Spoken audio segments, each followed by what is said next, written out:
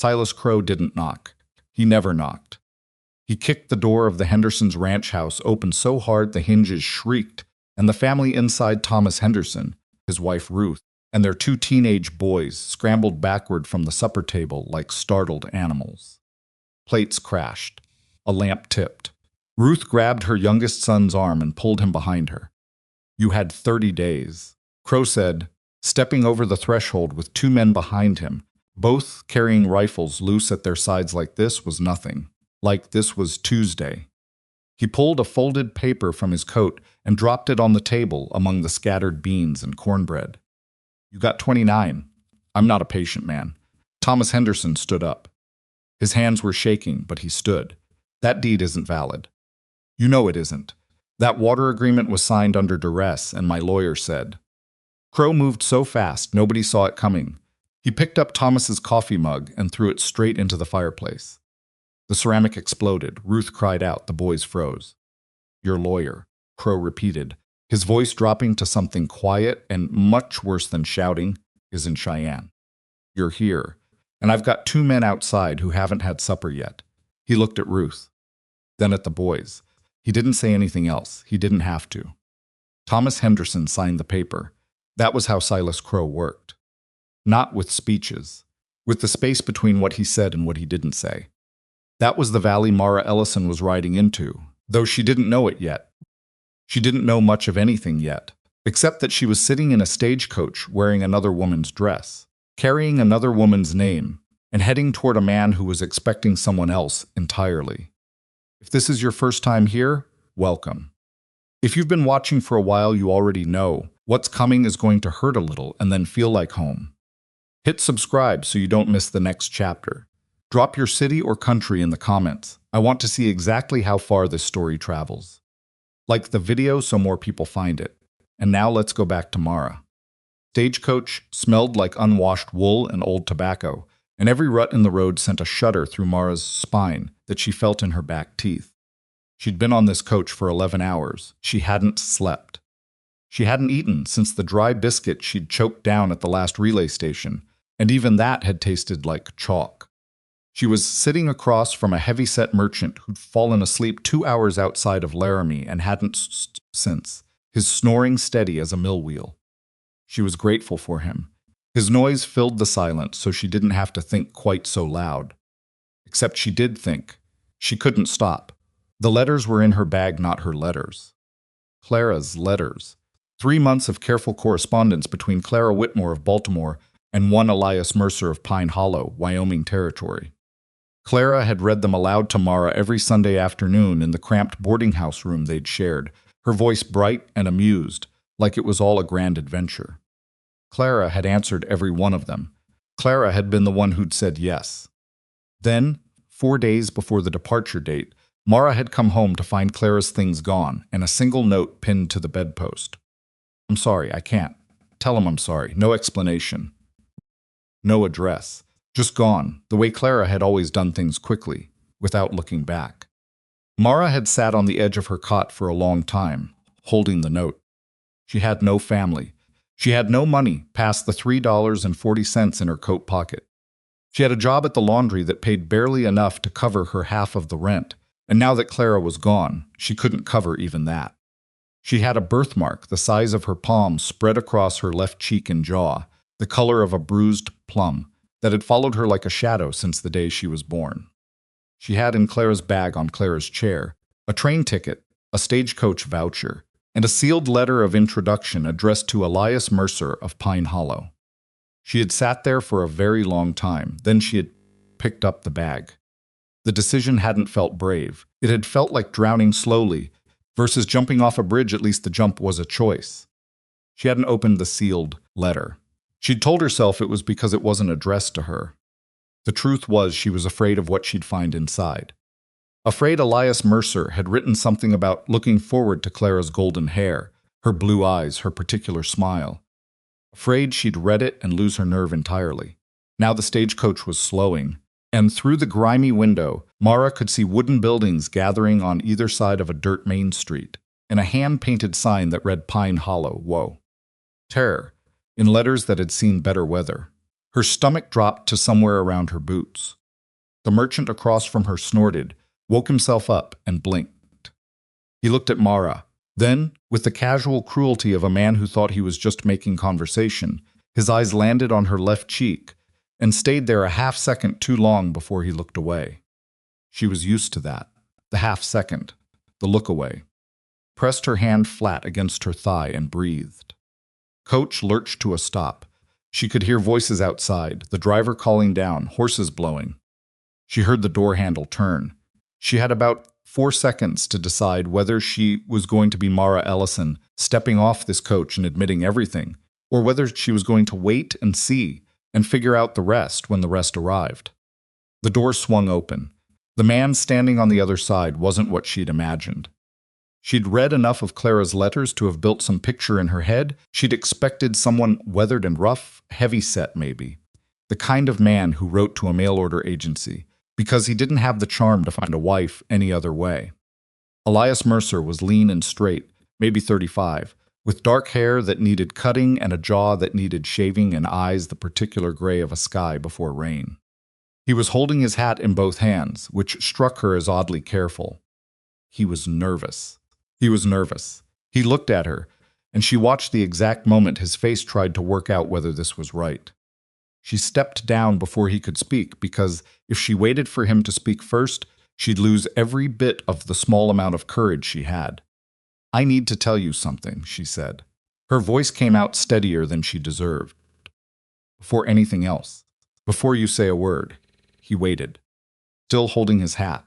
"My name is Mara Ellison." She made herself hold his gaze, made herself not turn so the birthmark was less visible. "I'm not Clara Whitmore, Clara she left 4 days ago." She didn't explain why. She was supposed to be here, and she isn't, and I took her place because I had nothing and nowhere, and I know how that sounds. She stopped. Her throat was tight. "I'm not the pretty one you ordered. I understand if you want to put me straight back on that coach." Silence. The merchant was climbing out behind her. The driver was unloading bags. Down the street, a dog was barking at something. Elias Mercer looked at her for a long moment, not at her birthmark, not at her borrowed dress, not at the bag in her hand that was slightly too fine to be hers. He looked at her face, the whole of it. "You're all I need," he said. Blinked. "I'm sorry? I said you're all I need." His voice was quiet, deliberate, like a man who didn't waste words and meant the ones he used. "You came all the way out here and told me the truth before I even asked for it. That's more than most people give me." He glanced at the coach, then back at her. "You hungry?" Mara stared at him. "Yes," she said, because her body answered before her brain could argue. "Good." He put his hat back on. "There's a place on the corner that does decent enough stew. We can eat, you can rest, and we can figure out the rest of it from there." He reached for her bag, the one that was Clara's, and she let him take it because her arms had gone a little weak. She followed him down the street, not entirely sure she was real, or that this was real, or that the man walking 3 paces ahead of her was actually as steady as he seemed. Probably wasn't. Nobody was. She knew that much. But he hadn't sent her back. That was something. That was, for now, enough. The diner was warm and close, smelling of coffee and boiled beef, and the woman behind the counter looked up when Elias came in, and then looked at Mara, and then looked at Elias again, with an expression that said a great deal, without saying anything at all. "Evening, Patsy," Elias said. "Evening." Patsy set 2 cups on the counter and reached for the coffee pot. She was maybe 50, angular, with gray-streaked hair, pulled back hard and eyes that didn't miss much. Poured the coffee. "Didn't know you were expecting company." "Didn't know myself until about 10 minutes ago." Patsy looked at Mara again. This time longer. She didn't bother to be subtle about the birthmark, just looked at it straight on the way some older women did, like they'd earned the right to stare. Mara sat down and wrapped both hands around the coffee cup and waited. "Stew?" Patsy asked. "Please," Mara said. She got the stew. She ate it faster than was polite and then made herself slow down. Elias ate steadily beside her and didn't try to make conversation, which she appreciated more than she could have explained. The silence between them wasn't comfortable exactly, but it wasn't hostile. It was the silence of two people who both had a great deal to say and were sensibly waiting to figure out what was worth saying. When the bowls were empty, he put both hands flat on the counter. "I should tell you something too," he said, "since we're being honest." She looked at him. "I've had this ranch 5 years. It's not a showpiece. The house needs work. The hands are decent men, but it's a small operation. And this valley's been getting more complicated by the month." He paused. "A man named Silas Crowe has been buying up land through here. He's gotten 4 ranches in the last year alone. Mine's one of the last holdouts, and I don't entirely know what he'll do about that." Mara set down her cup. "Why are you telling me this?" "Because you were honest with me," he said. "Seems like the right thing." He glanced at her sideways. "You can still get back on that coach. I won't stop you. But if you stay, I want you to know what you're staying for." She thought about the $3.40. She thought about the boarding house and the laundry and the half-second look away and Clara's empty bed. "How bad is this Crow?" she asked. Elias was quiet for a moment. "Bad enough. And your ranch? Is it worth fighting for?" Something shifted in his face. Not much, just a slight change around the eyes. "Yes." She picked up her coffee cup again. "Then I'll stay." The ranch was 4 miles outside of town, down a road that had started as a decent track and then given up on itself about halfway through. By the time they reached it in the dark, Mara's eyes were tired and her body was sore in places she hadn't known existed, and she was running purely on the stubborn conviction that she had made a decision and she was going to see it through. The house itself was 2 stories of good timber gone gray at the edges, with a porch that had a split plank and a front door that needed its hinges oiled. There was a barn 40 yards back, and in the darkness, Mara could make out the shapes of fencing and another outbuilding. A lamp was burning in the front window. Inside the house was a woman Mara had not been warned about. She was maybe 60, built like a fence post, thin but solid, with white hair twisted up and a mouth pulled into a flat line that looked like it had been practicing that expression for decades. She was standing in the front room when they came in, arms crossed, wearing a kitchen apron over a dark dress, and she looked at Mara the way you look at something the dog dragged in. "This is Mrs. Bell," Elias said. "She keeps the house." "I keep the house in order," Mrs. Bell said, as if the distinction mattered. Her eyes moved to Mara's cheek and froze there for one long beat. "I thought she'd be stopped." "She's here," Elias said. His voice didn't change, but something in the 2 words closed the subject. Mrs. Bell looked at him, then back at Mara. "Room's ready," she said, and turned and walked to the kitchen. Forrest stood in the front room and looked around at the plain furniture and the wood stove and the rag rug on the floor and the single shelf of books above the fireplace. It wasn't pretty. It wasn't much.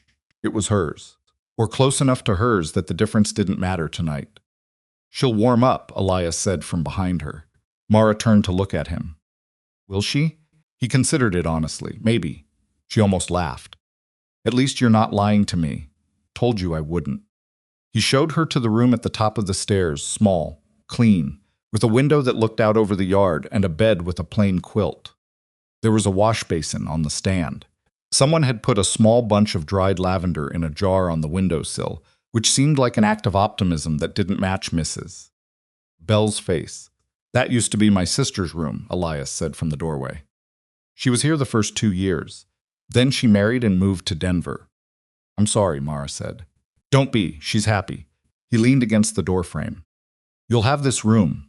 We'll work out the rest of the arrangements properly once there's time." He seemed briefly uncomfortable with the phrasing.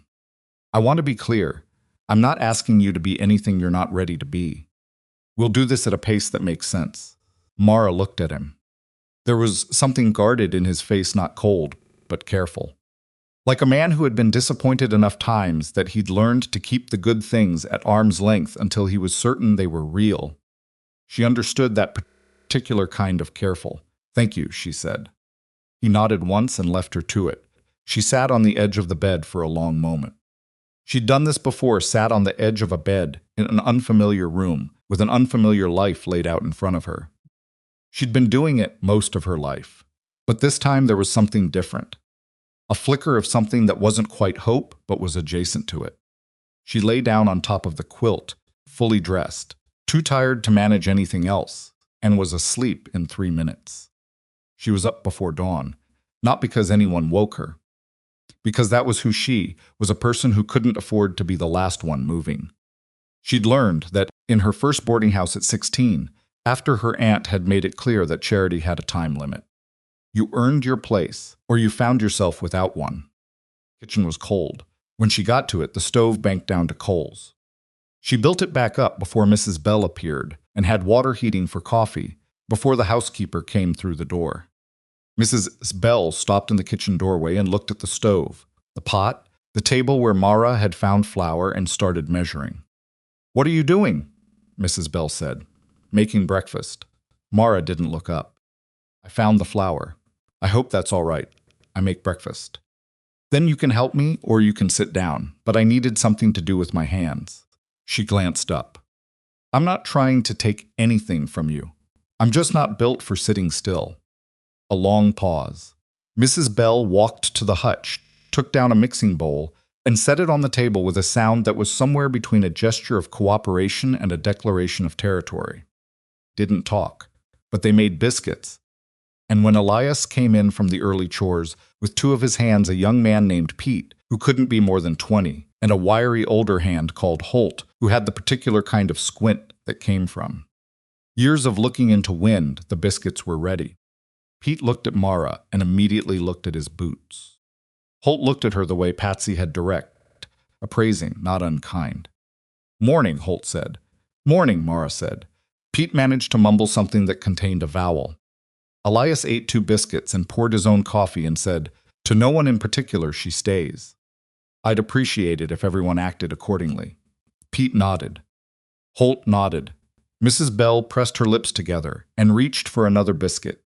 That was, Mara would learn, about as warm a welcome as this household knew how to give.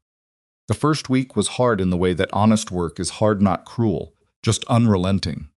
She learned the house's rhythms. She learned that the east pump stuck in cold mornings and needed 2 good strikes with the heel of your hand. She learned that the chickens had a particular hysterical response to cats but would eat out of your palm if you crouched down and made no sudden moves. She learned that Holt was not actually unfriendly, just economical with words, in a way that some people mistook for hostility. She learned that Pete blushed every time she spoke directly to him, and had apparently decided the safest policy was to address all remarks to whatever object was nearest. She learned that Elias Mercer got up at 4 in the morning every morning, and that by the time she came down, he'd already done 2 hours of work. She did not learn much about Silas Crowe that first week, except that his name made Holt's jaw tighten, and that twice she heard Elias and Holt talking low and serious on the porch in the evenings, and both times they stopped when she came near. On the 7th day, she went to Elias directly. He was in the barn, checking over a mare with a bad front hoof, crouched down with the hoof between his knees and a pick in his hand. He didn't look up when she came in, but he stopped working, which meant he'd heard her. "Tell me about Crowe," she said. He set the pick down. Still didn't stand up. "You sure you want that?" "I'm sure I don't want to keep being kept out of it." She came to stand at the stall rail. "I'm here. I'm part of this. If something's coming, I'd like to know." He stood then, brushed his hands on his trousers, and looked at her across the stall door. "Silas Crowe works for a land company out of Denver," he said. "Far as anyone can tell, the company's buying up the whole western section of this valley. Water rights, mostly. The creek that runs through my north pasture, it's one of the last reliable water sources for about 40 square miles. He gets this land. He controls who can water their herds and who can't." He paused. He started with offers, good ones, then less good ones. Then just pressure. What kind of pressure? The kind that's hard to prove in court. She thought about what he'd said in the diner. 4 ranches in a year. And the others, the ones who sold? Elias's face tightened. Some needed the money. Some got scared. Tom Henderson, his place was the last one before mine. He signed over 2 weeks ago. His boys came to tell me. He picked up the hoof pick again. Tom's a stubborn man. He wouldn't have signed unless they gave him no choice. Mara stood with that for a moment. "So why haven't you sold?" He looked up at her. "Because it's mine." Just that. No embellishment, no speech. Like the word mine was a complete sentence and a full argument both. She understood that too. What does he look like? Crowe? Why? Because I'd like to know him if I see him. Elias considered her. Tall, well-dressed for this country. Dark coat. He's got a particular way of smiling that doesn't reach his eyes. He paused. You'll know him. He walks into a room like he's already bought it. 3 days later, she saw Silas Crowe for the first time. She was in town to pick up supplies from the general store, a list, Mrs. Bell had written in precise, disapproving script when the door of the store swung open and a man walked in who matched every word Elias had said. Tall, dark coat, a smile that operated independently of everything above his cheekbones. He looked around the store the way Elias had described, assessing, calculating, and his eyes landed on Mara. She was standing at the counter with Mrs. Bell's list in her hand. She didn't move. Crowe walked to the counter and positioned himself 2 feet from her, which was close enough to be deliberate. Don't believe I've seen you before, he said. His voice was smooth, educated, the kind of voice that had practiced being charming so long it had forgotten there was supposed to be something underneath it. New to Pine Hollow? Yes, Mara said. She kept her voice even. And you'd be? She looked straight at him, Mrs. Mercer. Something moved through Crowe's face, brief, controlled. He smiled wider. Is that right? Well, he looked at the birthmark for exactly half a second. She caught it. She always caught it, and then looked away. Give Elias my regards. He bought a single tin of tobacco and walked out. Store owner, old Garrett Purcell, leaned on his counter and watched the door swing closed. Watch yourself around that one, he said, quiet. I intend to, Mara said. But her hands, hidden below the counter, were clenched so tight, her knuckles ached. That night she told Elias about the encounter at supper, with Holt and Pete both at the table. Elias set down his fork. He spoke to you directly? Yes. What did he say? Nothing much. He introduced himself without introducing himself. Looked me over. She met Elias's eyes. He knows who I am now. Holt and Elias exchanged a look across the table that said something she couldn't quite read. He'll come at the fencing next, Holt said. He always tests the edges first. When? Mara asked. Already has, Pete said almost involuntarily. He turned red when everyone looked at him. I saw a section down this morning, on the north line. Thought maybe a steer had pushed it. Elias pushed back from the table. Where? About a half-mile up from the creek bend. Elias and Holt were both standing before Pete finished the sentence. Mara stood too. You don't need to, Elias started. Show me, she said. He looked at her for a moment. She waited. Get your coat, he said. The down fence was deliberate. Anyone could see it. The posts weren't broken, they were pulled. The wire rolled neatly back, like someone who knew what they were doing and wasn't in a hurry. There was nothing panicked or accidental about it. It was a message. Elias crouched and ran his hand along the wire in the dark, his lantern throwing shadows. This is how it starts, he said, more to himself than to her. Mara crouched beside him and looked at the cut ends of the wire where they'd been clipped, not snapped. Clean cut, she said. Someone had tools. He looked at her. Clara would never have noticed that, she said, before she could stop herself. He held the lantern up between them. In the yellow light, his expression was complicated, something she couldn't put a clean name on. No, he said quietly. I don't think she would have. They fixed what they could in the dark with what they'd brought. It wasn't enough they'd need proper supplies in the morning, but they staked what they could and marked the rest. Walking back to the house, the cold coming off the ground in waves, Mara pulled her coat tight and thought about Tom Henderson signing that paper. About the 2 men with rifles standing just inside the room. She thought about the smooth cuts in that wire. She thought about Silas Crowe walking into the store like he'd already bought it. And she decided quietly, in the dark, between one step and the next, that she wasn't going anywhere. She'd come this far in another woman's dress, with another woman's name, on nothing but stubbornness and $3.40. She had more to fight with now. She had a house. She had work. She had a man who'd looked at her whole face and said, "You're all I need," without flinching. She was going to fight. She just had to figure out how. They reached the porch. Elias pulled the door open and held it for her. Tomorrow, he said, I'll ride the north line in daylight. See what else they've touched. I'll come, she said. He didn't argue this time. He didn't say much at all. But when she passed through the door, she saw him glance back at the dark yard, once not nervous, not uncertain, just watching, the way a man watches something he's decided to protect. She went upstairs. She didn't look at the mirror. She didn't need to know what she looked like right now. She knew what she felt like someone who had found a place worth staying for. That was a new feeling. She intended to keep it. They found 3 more sections of downed fence the next morning. Not 2, not 1, 3, spread out along the north line, like someone had walked the whole boundary in the dark and made careful decisions about where to cut. Elias rode ahead, and Mara rode beside him, and neither of them said much because there wasn't much to say that the fence wasn't already saying for them.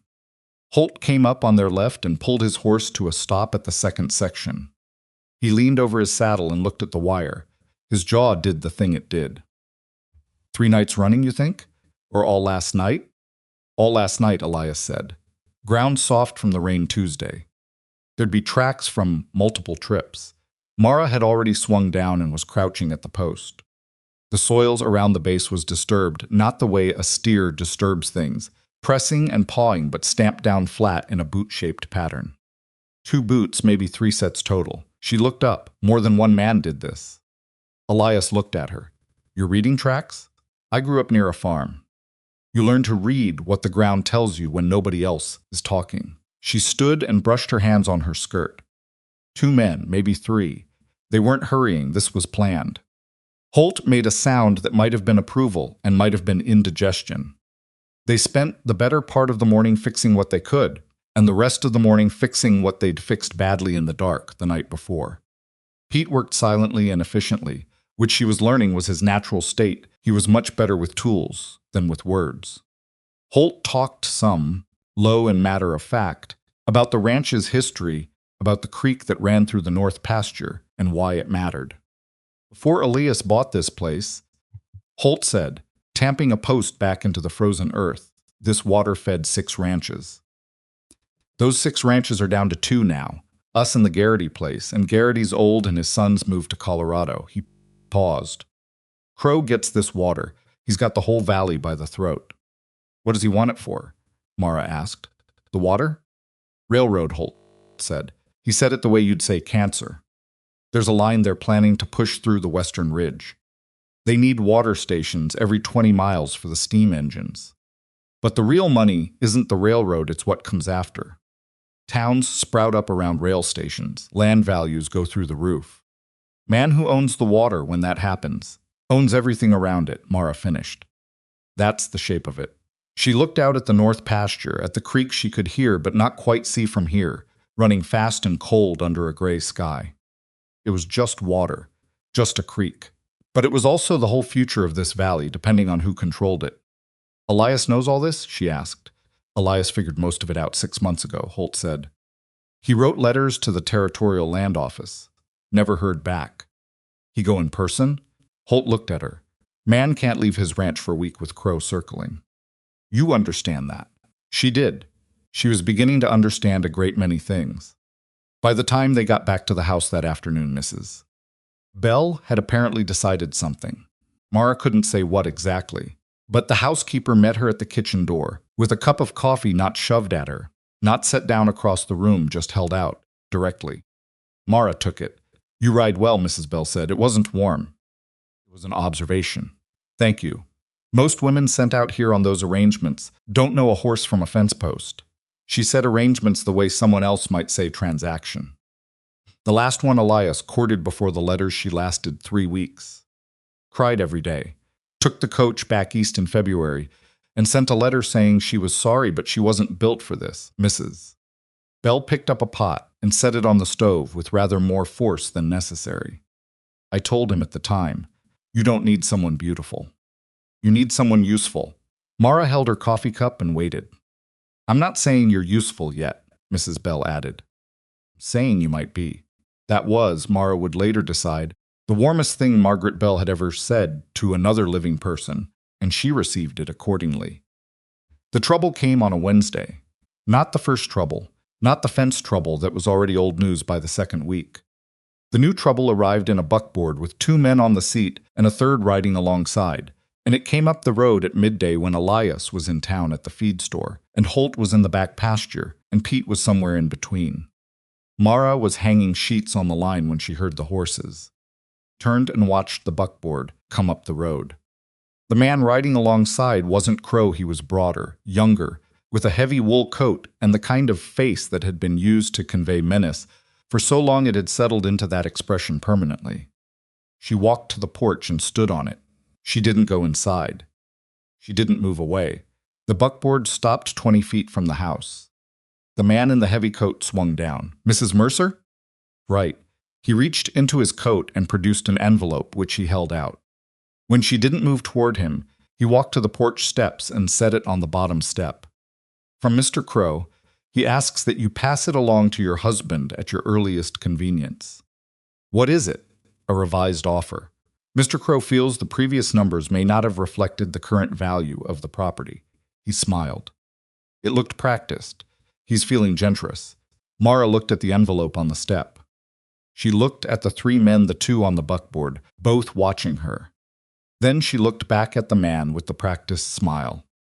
"You can tell Mr. Crowe," she said, her voice even, "that my husband isn't interested in his generosity, and that if his men come onto this property uninvited again, we'll treat it as trespassing." The man's practiced smile didn't waver. "Mrs. Mercer, you've been here, what, 2 weeks? Maybe you don't understand how these things work out here." "I understand perfectly well." She looked at him with both eyes, birthmark and all, full face. "Good day." He held her gaze for a moment. Then he touched his hat brim, a gesture that managed to be insulting, and walked back to his horse. The buckboard turned around in the yard and rolled back down the road. Mara stood on the porch until they were out of sight. Then she sat down on the top step because her knees had decided they'd done enough for the moment. She picked up the envelope. She held it a long time without opening it. Then she opened it. The offer was higher than she'd expected. Significantly higher. Crowe was offering twice what the land was probably worth at market, more than enough for Elias to start over somewhere else, buy new land, build new buildings. It was the kind of offer that was designed to feel like reason, like mercy, like the smart choice. She folded it back up and put it in her apron pocket. When Elias came home that afternoon, she was waiting at the kitchen table with the envelope in front of her and supper in the oven and her hands folded. He came through the door, saw her face, and stopped. "What happened?" she told him. All of it the buckboard, the 3 men, the practiced smile, what she'd said and what he'd said back. Put the envelope on the table and pushed it across. He read it standing up. She watched his face as he read the way his expression didn't change. Exactly, but went very still, like a pond surface right before something breaks through it. He set the letter down. "You told him no." "I told him no." Pause. "On my behalf, on our behalf," she held his gaze. If that was wrong, it wasn't wrong. He sat down across from her. He looked at the letter again, then looked at her. He'll take it as a provocation. He's already provoking. The fence is a provocation, yes. He rubbed a hand over his jaw. There's a difference between what a man does in the dark and what he does in daylight. He was quiet for a moment. "You weren't afraid of them." "I was afraid," she said. "I just didn't let it show." He looked at her in that particular way. He had not soft, not sentimental, just direct, like he was taking a measurement. Then he reached across the table and picked up the letter. Tore it in half. Then in quarters, he set the pieces on the table. "Thank you," he said. It was quiet after that, Mrs. Bell came through from the pantry and looked at the torn paper on the table and didn't ask. She just started setting plates. 2 days later, 6 head of cattle were missing from the east pasture. Holt and Pete rode the line and found the gap another cut fence, but this one more carefully hidden, the wire bent back and twisted rather than cleanly snipped. It could have passed for damage done by the cattle themselves if you weren't looking for something else. Holt was looking. He rode back mid-afternoon with his face tight and his report short. 6 head. Tracks lead east toward Crowe's acquired land. Fresh. Maybe 12 hours. Elias stood in the yard and listened with his arms crossed and said nothing for 30 seconds. "We can't prove they took them," he said finally. "No," Holt said. "Can we get them back?" Not without riding onto land that's now technically Crow's, which he'd like us to do. Holt looked at him levelly. That's the play. Get us to do something he can use. Mara had been standing at the edge of the conversation. She'd made a habit of placing herself where she could hear without inserting herself unless she had something worth saying. She had something worth saying now. How much are 6 head worth? She asked. Both men looked at her. About $90, Elias said. And how much would a lawyer in Cheyenne cost to look at the property records? The original deed surveys, the water rights filings, the transfer documents from the ranches Crowe bought. Holt's squint deepened. What are you thinking? I'm thinking that Crowe is buying land. And buying usually means paperwork. And paperwork has a way of having mistakes in it when people are moving fast and greedy. She looked at Elias. Clara wrote about you in her letters. She said you kept every document from when you bought this ranch. The deed, the surveys, the water filings. I do, he said, watching her. Can I see them? He brought them out after supper, a wooden box from the back of the bedroom closet, not locked, just tied with a piece of twine. He set it on the kitchen table and opened it and stood back. Spread them out. She wasn't a lawyer. She didn't pretend to be. But she'd worked 2 years for a solicitor's office in Baltimore. When she was 19, filing, copying, running documents from office to courthouse, and she'd read enough legal language in enough documents that she knew how the geography of a legal claim was supposed to look. The deed survey for the Mercer Ranch was clean. The water rights filing was clear, dated 1872, signed and witnessed. Do you know what filings the ranches around you had? She asked. The ones Crowe bought? Tom Henderson let me see his papers once. About a year ago. He was worried about the water rights language, thought they might be ambiguous. Were they? His lawyer said no. His lawyer in Pine Hollow? Pause. Yes, Mara looked at him.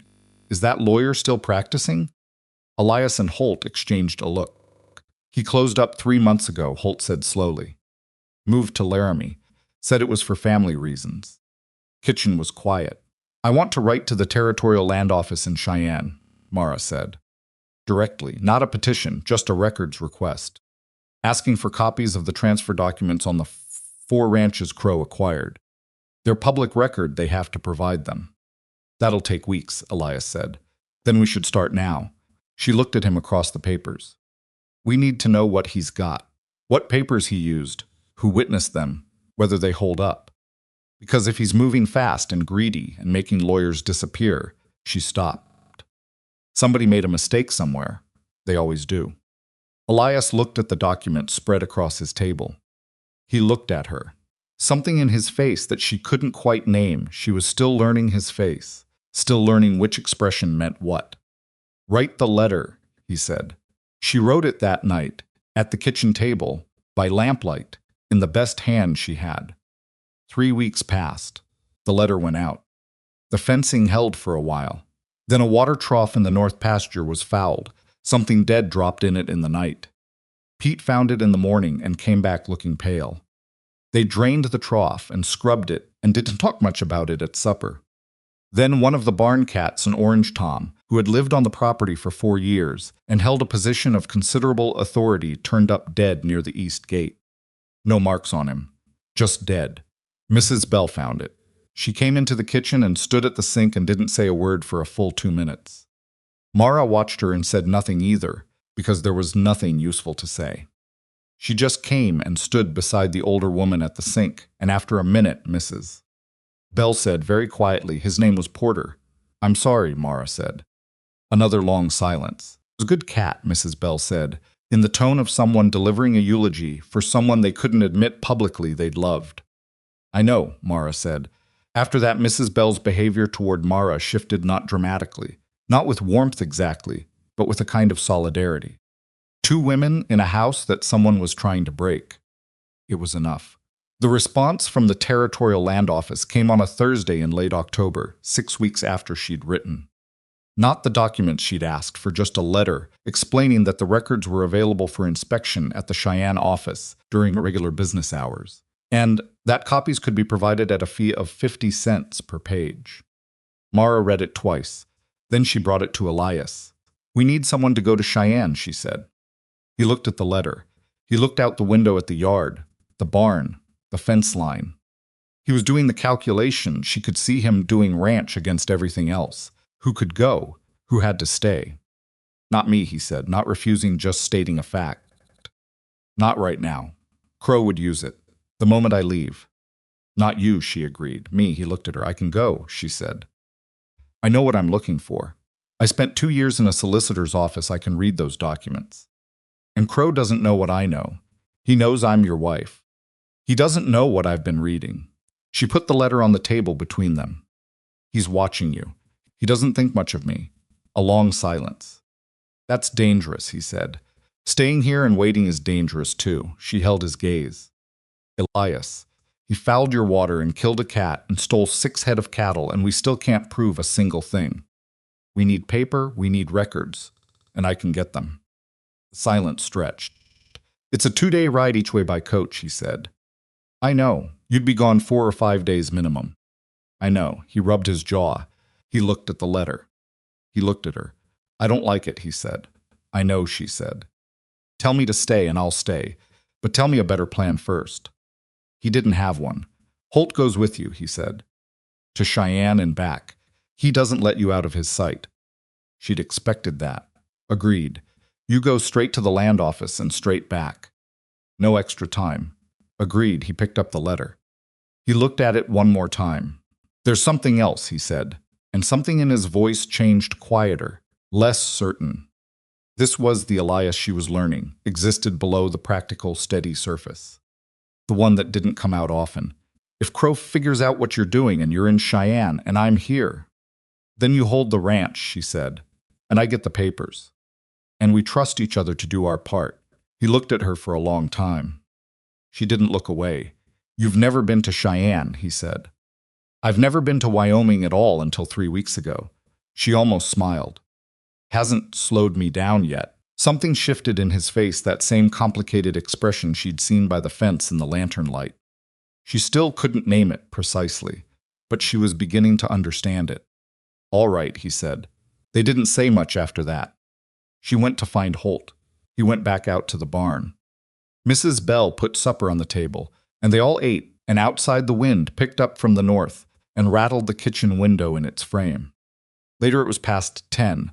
The house dark except for the lamp she'd left burning in the front room. She heard his boots on the porch steps.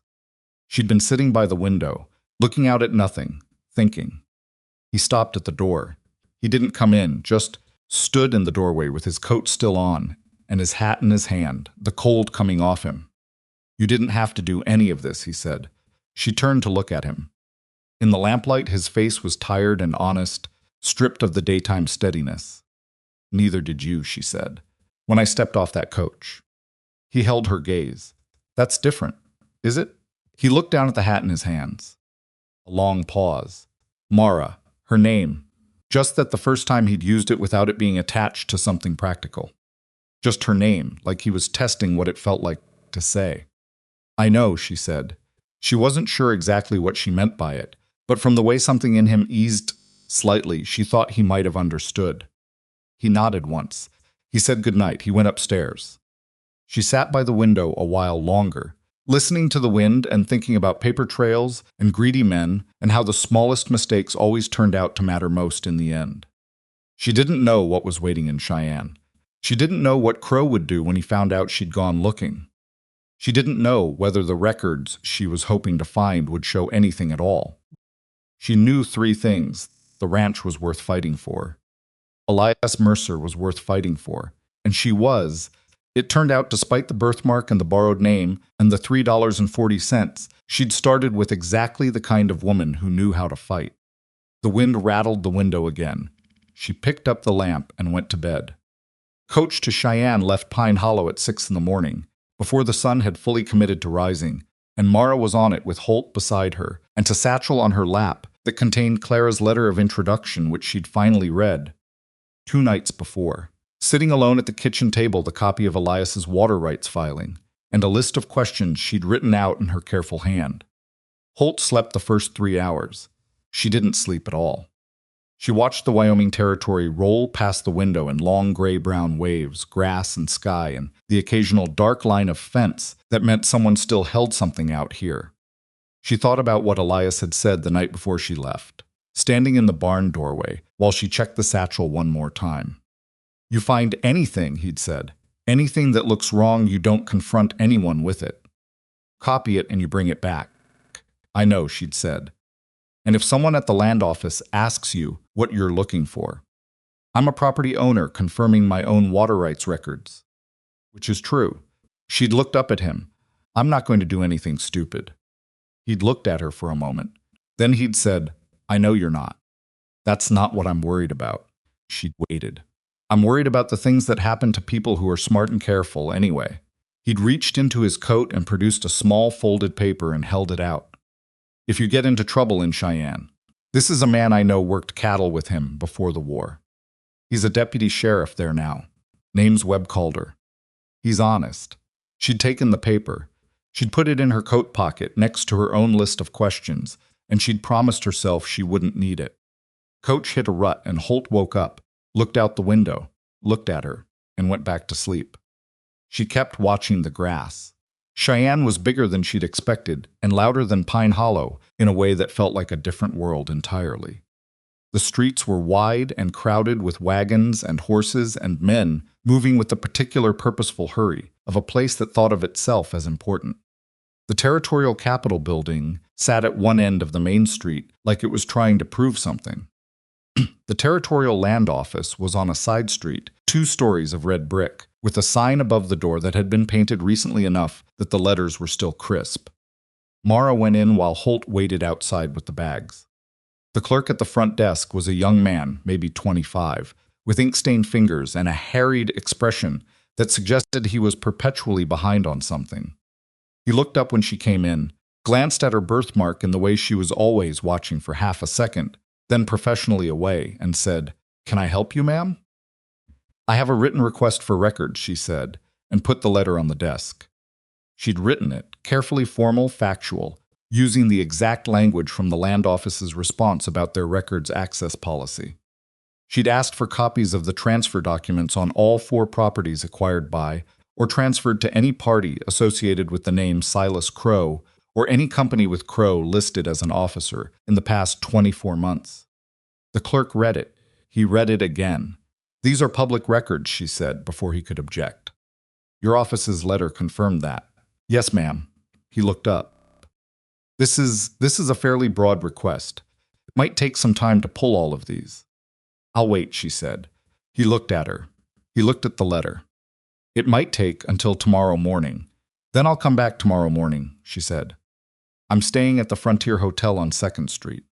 If there are any issues, you can send word there." She wrote her name on the slip he provided. She hesitated only slightly before writing Mara Mercer in the name field, and then wrote it without hesitation, because that was who she was now. She went back out to Holt. "Well," he said, "tomorrow morning." She looked up and down the street. "We have until tomorrow morning. I need to find something else while we're here." Holt raised an eyebrow. "The 4 ranchers who sold to Crowe," she said. "Tom Henderson signed 2 months ago. His place was the last before ours." "Do you know where he's staying, Tom?" Holt thought about it. "His wife's sister lives in Cheyenne. He might be there. Elias has the address somewhere I don't. Then I'll find him a different way." She looked at Holt steadily. A man sells his ranch under duress and moves to his wife's sister's house in a city he probably doesn't know well. Where does he go during the day? Holt's squint became something approaching impressed. "Saloon." "Which one?" "The kind that's close to wherever he's staying, and cheap enough for a man who's just sold everything he owned below what it was worth." Took them an hour and a half and 3 wrong saloons, but they found Tom Henderson in the 4th one, a dim and tired establishment called the Copper Rail, sitting alone at a corner table with a glass in front of him that looked like it had been there a while. He was a broad man, gone soft in the shoulders, with the particular deflated look of someone who had been proud for most of his life and had recently had that taken from him. He looked up when Mara sat down across from him. He looked at Holt behind her. He frowned. "You're Mercer's wife," he said. "Yes." "My name is Mara. She put her hands on the table, not reaching for anything, just present. I'm not here to ask you to testify against anyone or to get you in trouble. I just want to understand what happened. How Crowe got your signature. Tom Henderson looked at his glass. You should leave it alone. We can't. Then you should sell. He said it flat, without looking up. Before he takes it, the way he took mine. He didn't take it, she said. Not accusatory, just precise, you signed. His jaw tightened. He had 2 men outside my door with rifles, and my wife and boys were inside. Now he looked up. What would you have done? The same thing, she said immediately. I'm not judging you, Mr. Henderson. I'm trying to understand the exact shape of what he does, so I can find where it breaks. A long silence. Tom Henderson looked at Holt. Holt gave the smallest of nods, a gesture that seemed to mean she's all right. Tom looked back at Mara. What do you want to know? Deed transfer. When you signed it, was there a witness? His man. The one he brings everywhere. Broad fellow, heavy coat. Was there a notary? Tom hesitated. He said his man was a notary. Did you see a notary's seal? A stamp, an embossed mark on the document? Tom's eyes shifted. The shift said everything. He stopped. I didn't look that close. My wife was crying. I just signed. Mara kept her voice even. It's all right. Did you get a copy of the signed document? He said he'd send one. Never did. She held that. Then, did anyone else witness the signing? A neighbor, anyone from town? No, just his men. She sat back. A land transfer without a proper notary seal, witnessed only by the acquiring party's own men, and no copy provided to the selling party. It might be nothing. Territories had loose standards sometimes. Or it might be the mistake she'd been looking for. Thank you, she said. She stood. She put $2 on the table. It was almost everything she had left in her own pocket, and she said, Get a decent meal, Mr. Henderson. And if you can remember anything else about that document, anything at all, the land office on Birch Street knows how to reach me until tomorrow morning. Tom Henderson looked at the $2. He looked at her. Something in his face that had been closed for a long time flickered. His man who witnessed it, Tom said suddenly as she was turning. The one he said was a notary. I heard him call him by name once. Dillard. First name, I think. She turned back. Dillard. Yes, she filed it away. She thanked him again and walked out into the Cheyenne afternoon with Holt at her shoulder and her mind working like a mill wheel. What are you thinking? Holt said. I'm thinking a notary named Dillard, who may not actually be a notary, witnessed at least one land transfer under duress with no copy provided to the seller. She looked at him. That's not one mistake. That's a method. The land office documents were ready at 8 the next morning, earlier than expected. The same ink-stained clerk handed her a thick envelope with the careful expression of someone who had looked at what was inside and wasn't entirely sure what he'd just participated in. She sat in the land office's small waiting area and read them with Holt beside her, and the clerk pretending to file things at his desk while clearly listening. 4 transfers, 4 properties. 3 of them had the same witness signature, J. Dillard, Notary Public, Carbon County. She checked the dates. Then she looked at the notary seal on each document. 2 of the 4 had the seal. 2 did not. She read more carefully. The 2 without the seal were the earliest transfers, the first properties Crowe had acquired, almost 18 months ago, when he'd been moving fast before he'd thought to be careful. She put those 2 documents to one side. Then she looked at the water rights language on all 4 transfers. In standard Wyoming territorial property transfers, water rights transferred with the land automatically unless specifically excluded. But in all 4 of these documents, the water rights were described in a separate clause, and in that separate clause, the language was peculiar, not standard. It assigned water rights not to Crowe personally, or to any company bearing his name, but to something called the Western Valley Development Trust. She'd never heard of it. She read it 3 more times. Holt, she said. He leaned over and looked at where she was pointing. He read it. He looked up. That's not Crowe. No, she said. That's not Crowe. She borrowed the clerk's pen and copied every word of that clause onto her own paper twice, and then asked the clerk if he could tell her where she might find the articles of incorporation for a trust called the Western Valley Development Trust. Clerk looked at the documents. He looked at her. That'd be in the Territorial Secretary of State's office, he said slowly. On Capitol Street. She was on Capitol Street 40 minutes later. The Western Valley Development Trust had been incorporated 14 months ago in Cheyenne. Its listed officers were 3 names she didn't recognize. But in the documents of incorporation, buried in the list of associated parties required to consent to major financial decisions, was a name she did recognize. Not Silas Crowe. Someone above Silas Crowe. A man named Harlan Fitch, listed as a principal investor, whose address was given as Denver, Colorado, and whose other listed business interests included 2 other land trusts and a company called Mountain Pacific Rail Development, a railroad company. She sat very still in the Secretary of State's office with the document in her hands. Crowe wasn't the architect. Crowe was the instrument. The man who came to the door. The man who sent the letters and put the hired men outside with the rifles. Behind him was a railroad company investor in Denver who'd structured the whole acquisition through a trust, specifically to obscure the connection between the land he was buying and the rail line he was planning to run through it. If the land transfers held up, by the time the railroad announced its route, Harlan Fitch would own every water source along the western ridge through a trust nobody had thought to investigate. And the connection between the trust and the railroad would take years to untangle in court. The land transfers held up. 2 of them didn't have a proper notary seal. She copied everything. Every name, every date, every clause. Her hand was cramping by the time she was done, and she had 4 pages of notes dense with information. She paid the copying fee $6.30, which wiped out what Elias had given her for expenses, and she folded it all into her satchel. She walked out into the cold October air. Holt was waiting on the steps. He took one look at her face. "You found something." "I found everything," she said. She told him on the walk back to the hotel, talking fast and quiet, and Holt listened with his squint getting progressively deeper, until by the time she finished, he looked like he was trying to see into the sun. "A railroad man in Denver," he said, using Crowe as the front.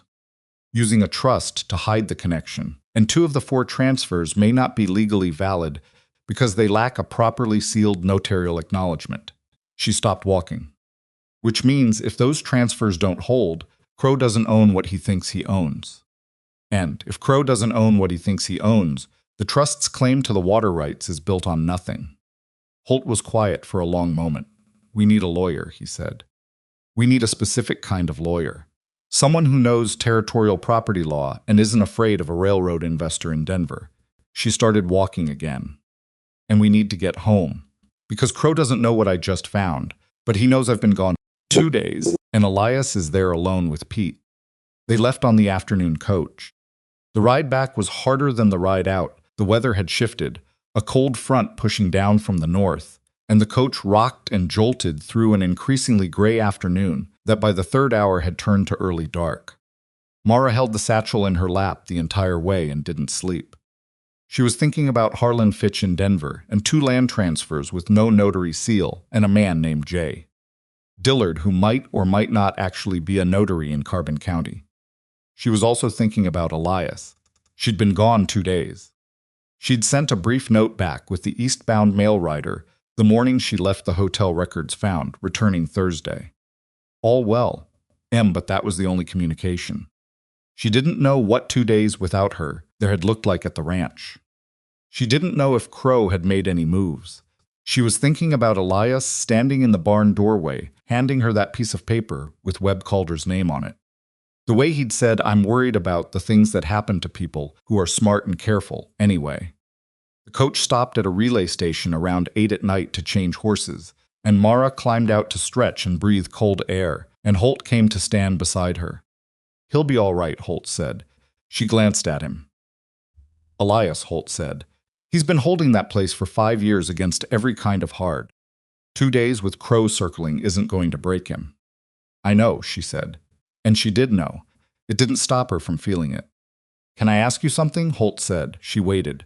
"Why'd you really come? West, I mean." Whatever the woman's name was who was supposed to come, you didn't have to take her place. You could have stayed in Baltimore. She looked out at the dark. "No," she said. "I couldn't." He didn't push it. Holt wasn't a pushing kind of man. I had a wife, he said after a moment.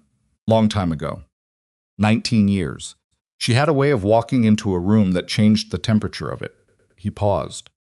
Past. Fever. Winter of '68. He said it simply, the way people say things they've carried for so long they've made peace with the weight. I'm saying this because I think you should know Elias is a good man. He's had some hard years, and he's starting to look at you the way I used to look at her. Mara said nothing for a moment. I've only been there 3 weeks, she said.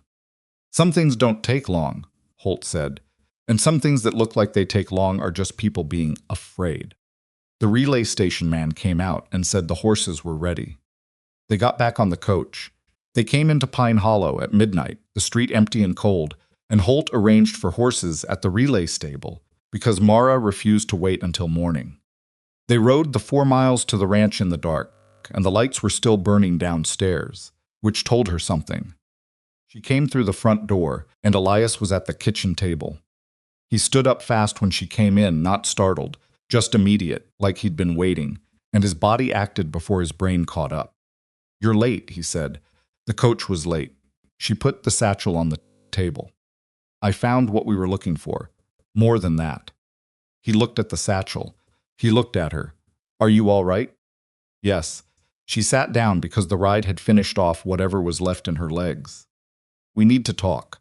All of it. He sat back down. He poured her a cup of coffee from the pot on the stove that he'd obviously kept warm. He did it without asking, without comment. She took it with both hands. She told him everything. All of it: Tom Henderson in the saloon, the notary seal that wasn't on 2 of the 4 transfers, the Western Valley Development Trust, Harlan Fitch in Denver, Mountain Pacific Rail Development. She put her notes on the table and walked him through them point by point, and Elias listened without interrupting, except twice, once to ask her to slow down, and once to ask her to repeat something. When she was done, he sat back. Harlan Fitch, he said. Does the name mean anything to you? No.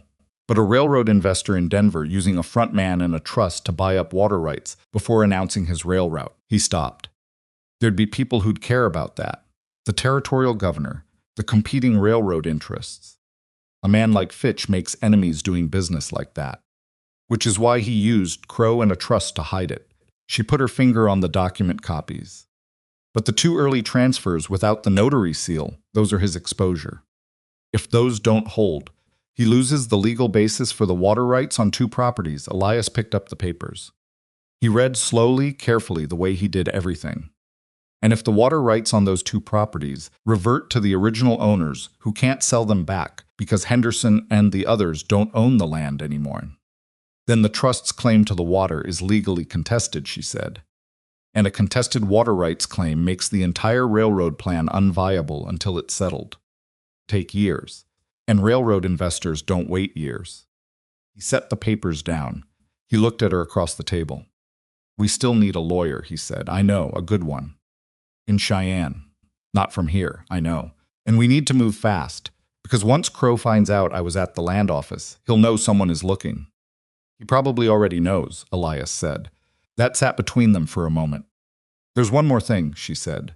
She'd been holding this until last because she wasn't sure how to say it, and she still wasn't sure. While I was copying at the Secretary of State's office, I overheard the clerks talking. There's a session of the territorial legislature starting in 3 weeks. Scheduled land and water rights discussion on the agenda. She paused. If we could get our evidence in front of the right people before that session closes. Elias looked at her. We could go over Crowe entirely, she said. Make the case directly to the legislature.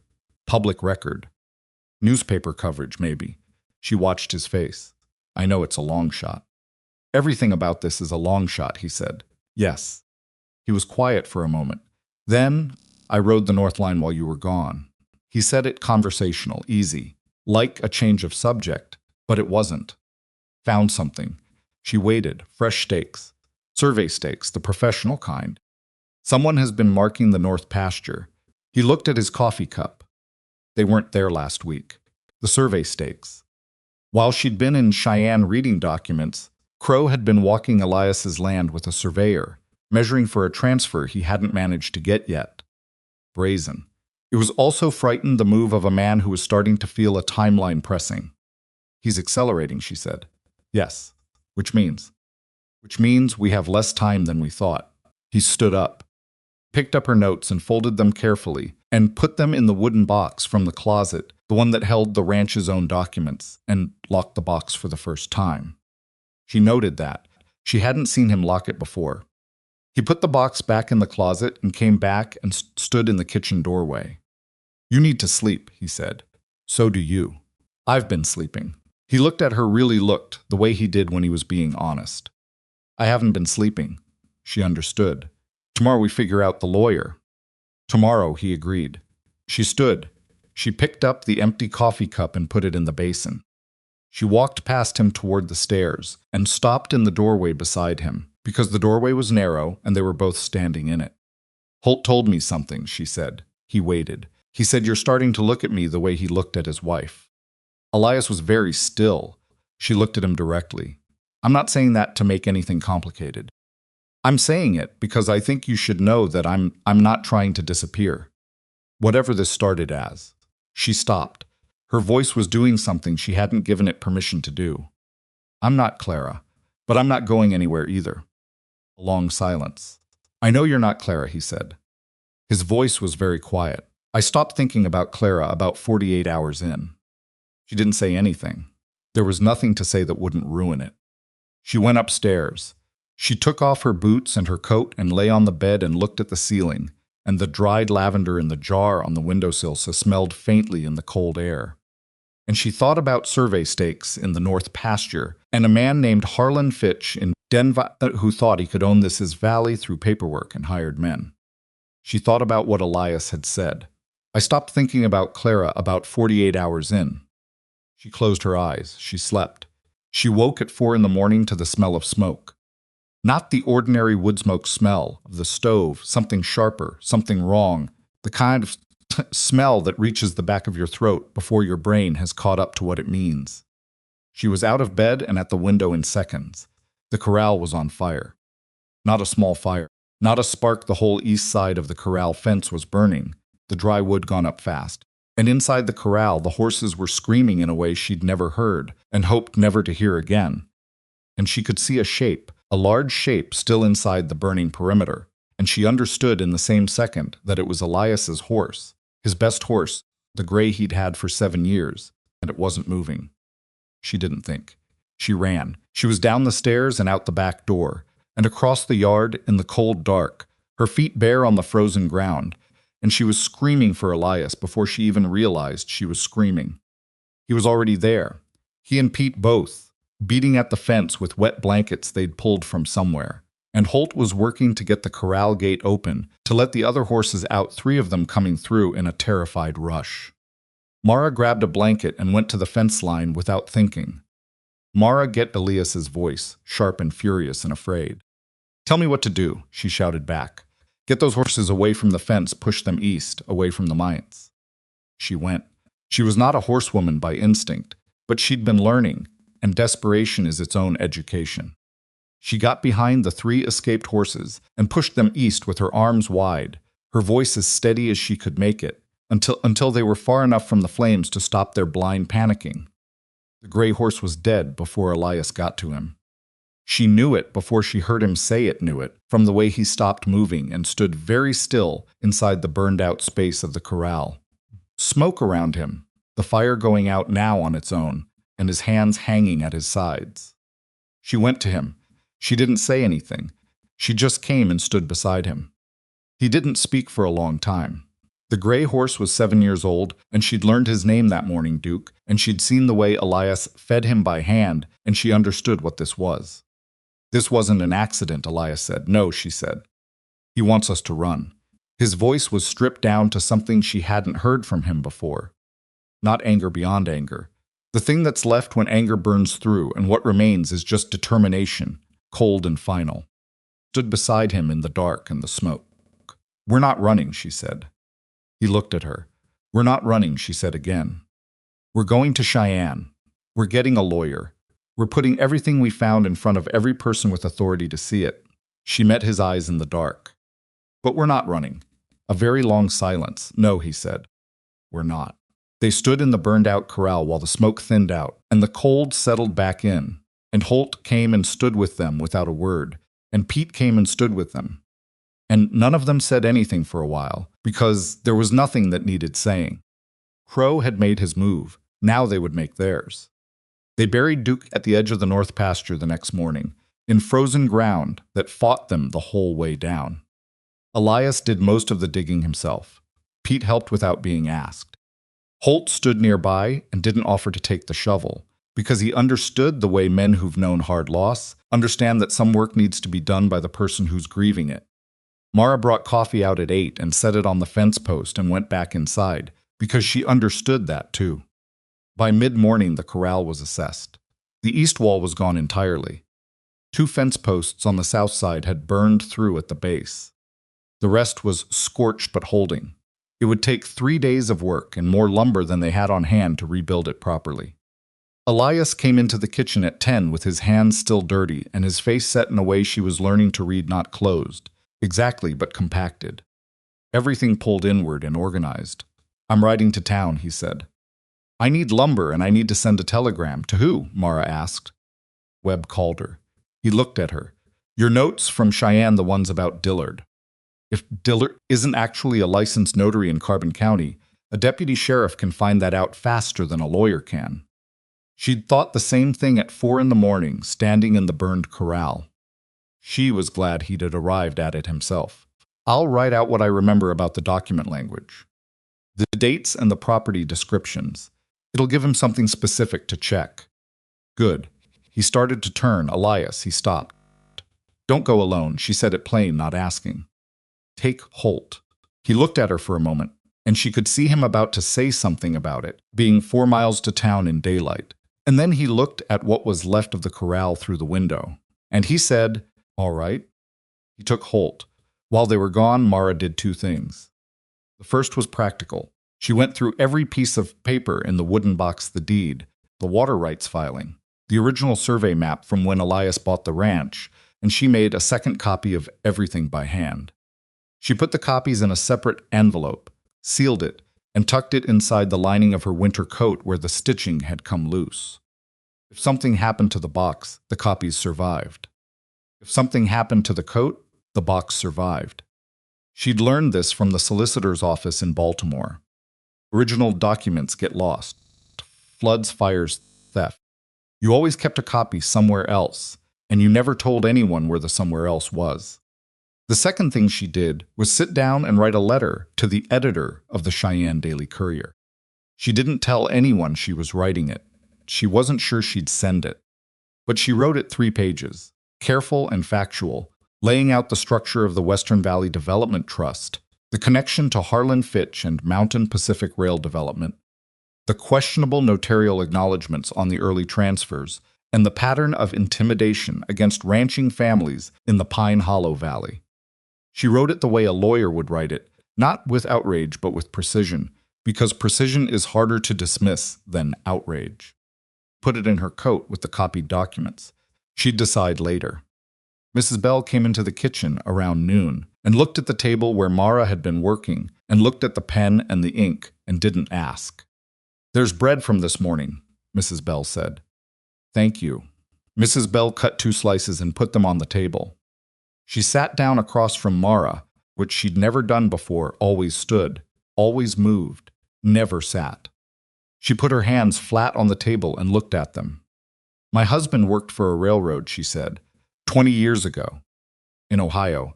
Mara waited. He wasn't a bad man. He just did what they told him without asking what it was for. She paused.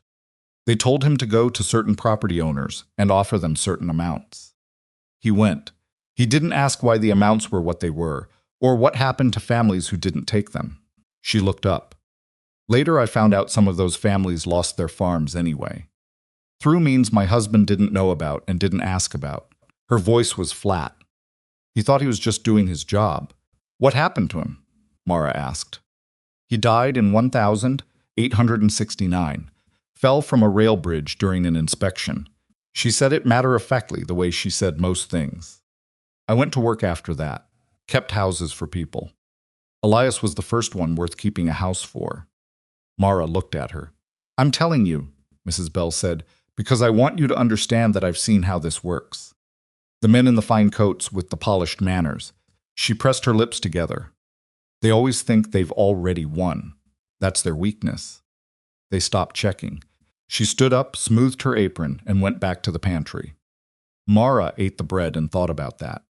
Elias came back from town with lumber in the wagon bed and a look on his face that landed somewhere between controlled and troubled. She met him in the yard. What happened? Telegram sent. He climbed down. But Garrett Purcell at the store told me something. Crowe's been in town 3 days running, meeting with men in the back room of the hotel. He began pulling lumber from the wagon. Garrett says he's seen faces he doesn't recognize coming and going. Not Crowe's usual men. New men, she said. Could be lawyers. Could be something else. He looked at her steadily. Garrett also said someone's been asking questions about me. About us. Who you are, where you came from, how long you've been here. She held that. Crowe's checking our standing, trying to find something he can use. He pulled another board from the wagon.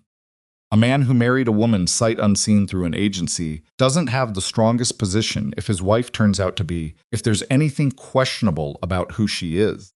He said it carefully, not accusatory, but she heard what was under it. He could find out about Clara, she said. Yes, that I came in her place. That the name on the original correspondence wasn't mine. If he talked to the right people in Baltimore.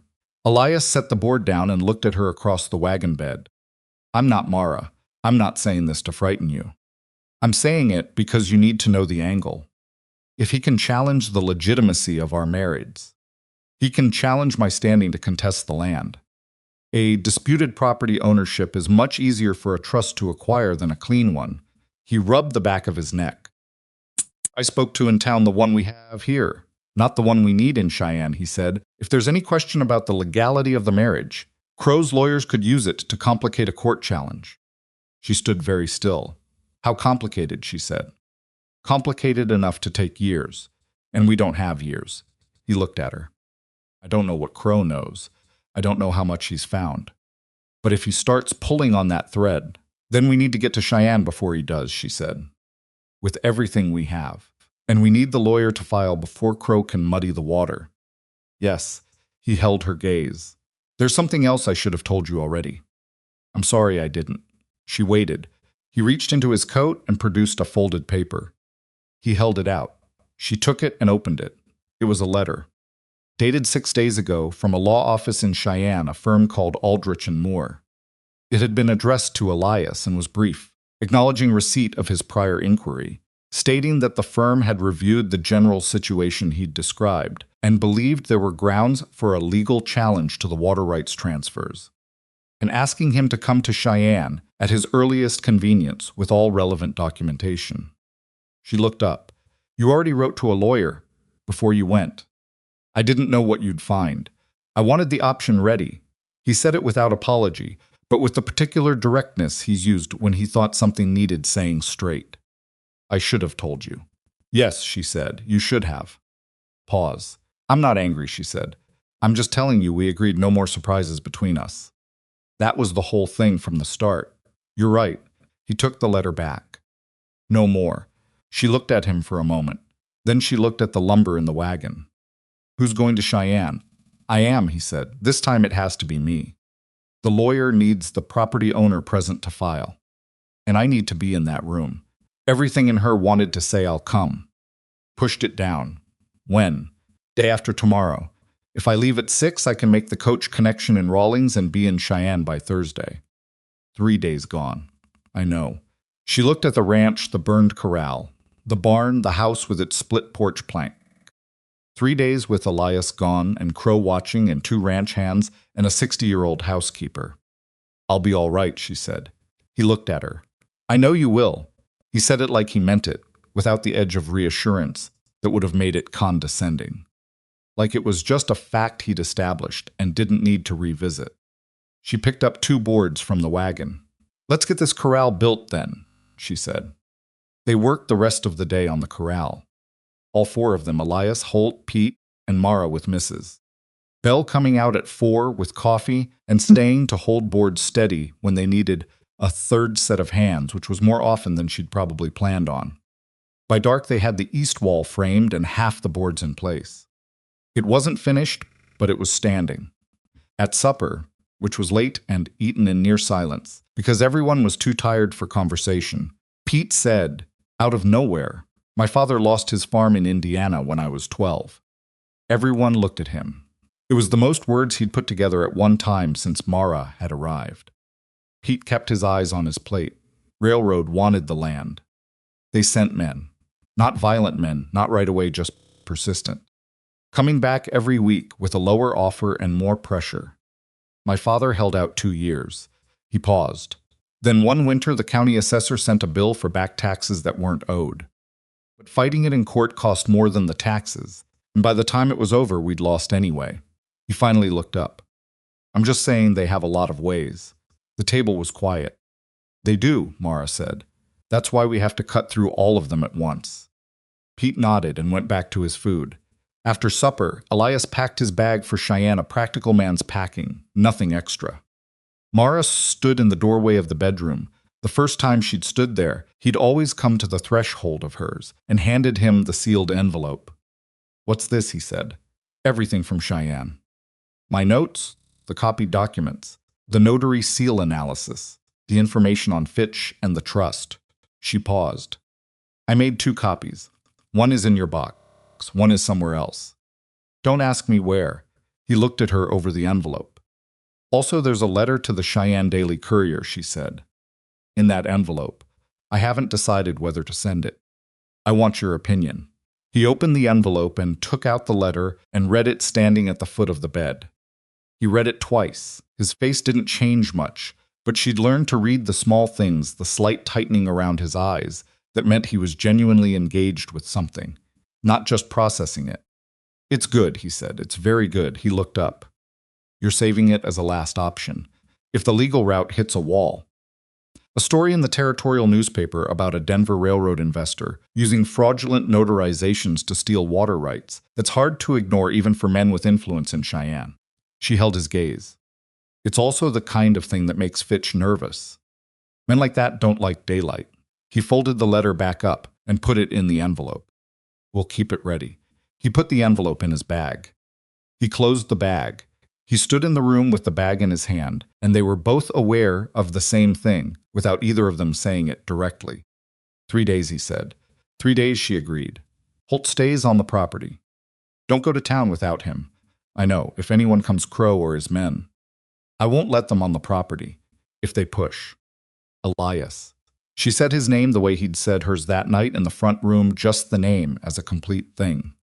I'll handle it. He looked at her for a long moment. Then he set the bag down and crossed the room and did something he hadn't done before he put his hand against her face. Her left cheek, the marked one, his palm flat and steady against the birthmark she'd hidden from mirrors and turned away from strangers her whole life. He didn't say anything. He just held it there for a moment. Then he took his hand back and picked up his bag. I'll be back Thursday, he said. He went downstairs. She stood in the room alone and put her own hand against her cheek where his had been, and she didn't think anything coherent for a while. The first day without him was almost peaceful, which she didn't trust. She kept the work going. The corral needed another full day to be usable, and she worked beside Pete on it while Holt rode the fence lines. Mrs. Bell made bread and kept the stove hot and said very little, which was her version of solidarity. No one came. The second day started the same way. She was in the kitchen at 5:30, stove built up, coffee on, going through her mental inventory of everything Elias needed to do in Cheyenne the lawyer, the filing, the carbon copies of the documents. The specific question about whether invalidating the 2 improperly notarized transfers could be accomplished through a territorial court petition rather than requiring a full lawsuit.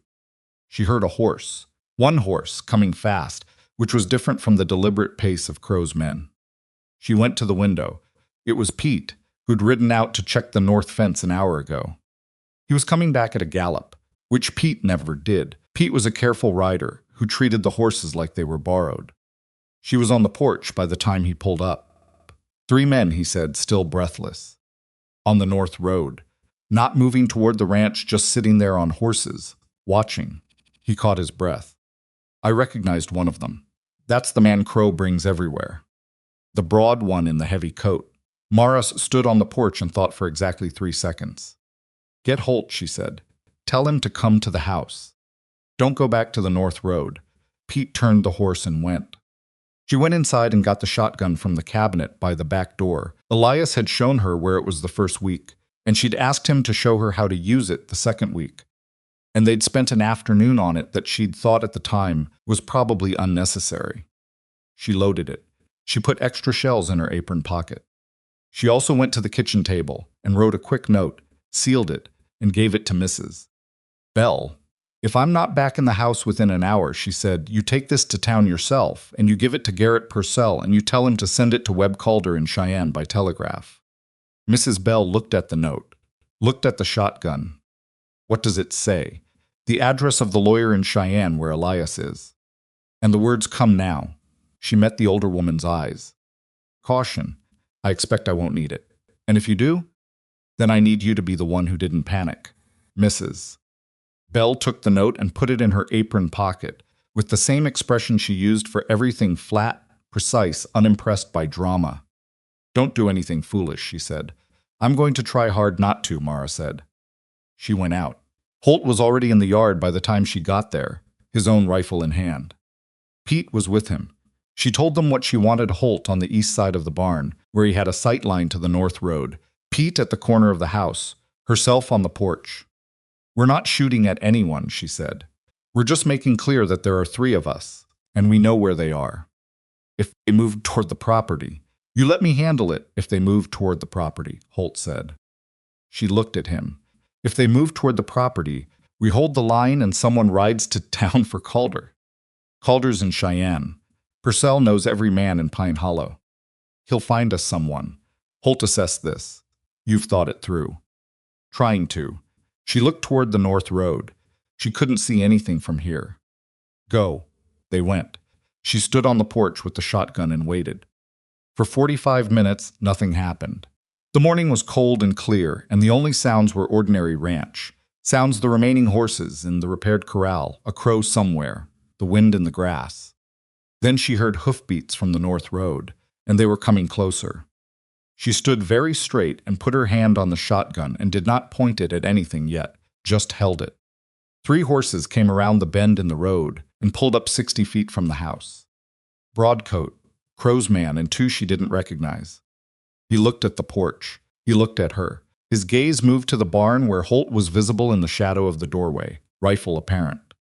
Then to Pete at the corner of the house. Mrs. Mercer, Broadcoat said. We're looking for your husband. He's not here, she said. When do you expect him back? I don't see how that's your business. Broadcoat looked at her with the practiced patience of a man who was accustomed to being obeyed and was deciding how to recalibrate. Mr. Crowe would like to speak with him directly, about a final offer. My husband's position on Mr. Crowe's offers hasn't changed, Mara said. And he authorized me to convey that clearly, a pause. He's gone to Cheyenne. She didn't confirm it. She didn't deny it. She looked at Broadcoat without expression. Mr. Crowe knows he's gone to Cheyenne, Broadcoat said. And the way he said it, not threatening, not loud, just certain, like someone reporting a fact they'd verified was worse than a threat. Something cold moved through her. Then Mr. Crowe can wait for him to return, she said. This conversation is finished. You're standing on private property. Broadcoat held her gaze for a moment. Then he looked at the barn again, at Holt, and something in his calculation shifted, not retreat exactly, but a decision made. We'll come back, he said, and then he turned the horses and rode back up the north road. She stood on the porch until they were out of sight. Then she sat down on the top step because her legs required it. Holt came out of the barn. They'll come back tonight, he said. Probably. She looked at her hands, steady enough. Holt, they know Elias is in Cheyenne. Crowe knows. I heard, which means Crowe knows what Elias is doing there. She stood back up. We need to warn him. Telegram? As fast as we can get one to town. She looked at Pete. Can you ride? Pete was already moving toward the corral. Telegram went out at noon. She didn't know if it would reach Elias before Crowe's people could do anything in Cheyenne. She didn't know what Crowe's people could do in Cheyenne. Exactly. Except complicate things, delay things, apply pressure in places she couldn't see. She spent the afternoon thinking about that, about the angles she couldn't see. And then something occurred to her. She went to the kitchen table and spread out the copies she'd kept of all the documents. She looked at the Western Valley Development Trust Incorporation papers, the copies she'd made by hand in the Secretary of State's office. She looked at Harlan Fitch's name. A railroad investor in Denver didn't just have one lawyer. He had a team of them. And a team of lawyers working on a land acquisition across multiple counties needed someone to coordinate locally, not Crowe, who was the front man, but someone with legal standing in the territory. Fixer. She looked at the witness signatures on the 4 transfer documents again. J. Dillard appeared 3 times as notary. But on the 4th document, the first Henderson transfer, the earliest one, the witness signature wasn't Dillard. It was a different name, G. Merritt. She'd looked at it before and moved past it. She'd been focused on the missing notary seal. She looked at it again now. G. Merritt, witnessed and acknowledged in Laramie County. She went to find the directory she'd seen on the shelf in the front room, a territorial business directory from 2 years ago. She looked up Merritt in Laramie County, G. Merritt, attorney at law, Laramie County, specializing in property, water rights, and land transfer matters. She stared at that for a long time. An attorney who witnessed a land transfer was acting outside his professional role. An attorney couldn't also be a legal witness to a document in which his client was a party. If Merritt was Fitch's lawyer and also a witness on that transfer, the document was compromised by a conflict of interest. She wrote it down. She added it to the envelope. She was still at the table when Holt came in at dusk and said, "They're back." North Road again. 5 horses this time. She closed the envelope. She looked at Holt. "How many shells do we have for the rifle?" she said. "Enough," he said. "Then let's go." But they didn't come to the house that night. They stayed on the North Road until after dark, which was its own kind of message. "We can wait. We have more men than you. We know your husband is gone." At 9 o'clock, a rider came to the front of the property, not the North Road this time, the main road, and stopped at the gate and called out. Mara went to the porch. "Message for Mrs. Mercer," the rider called.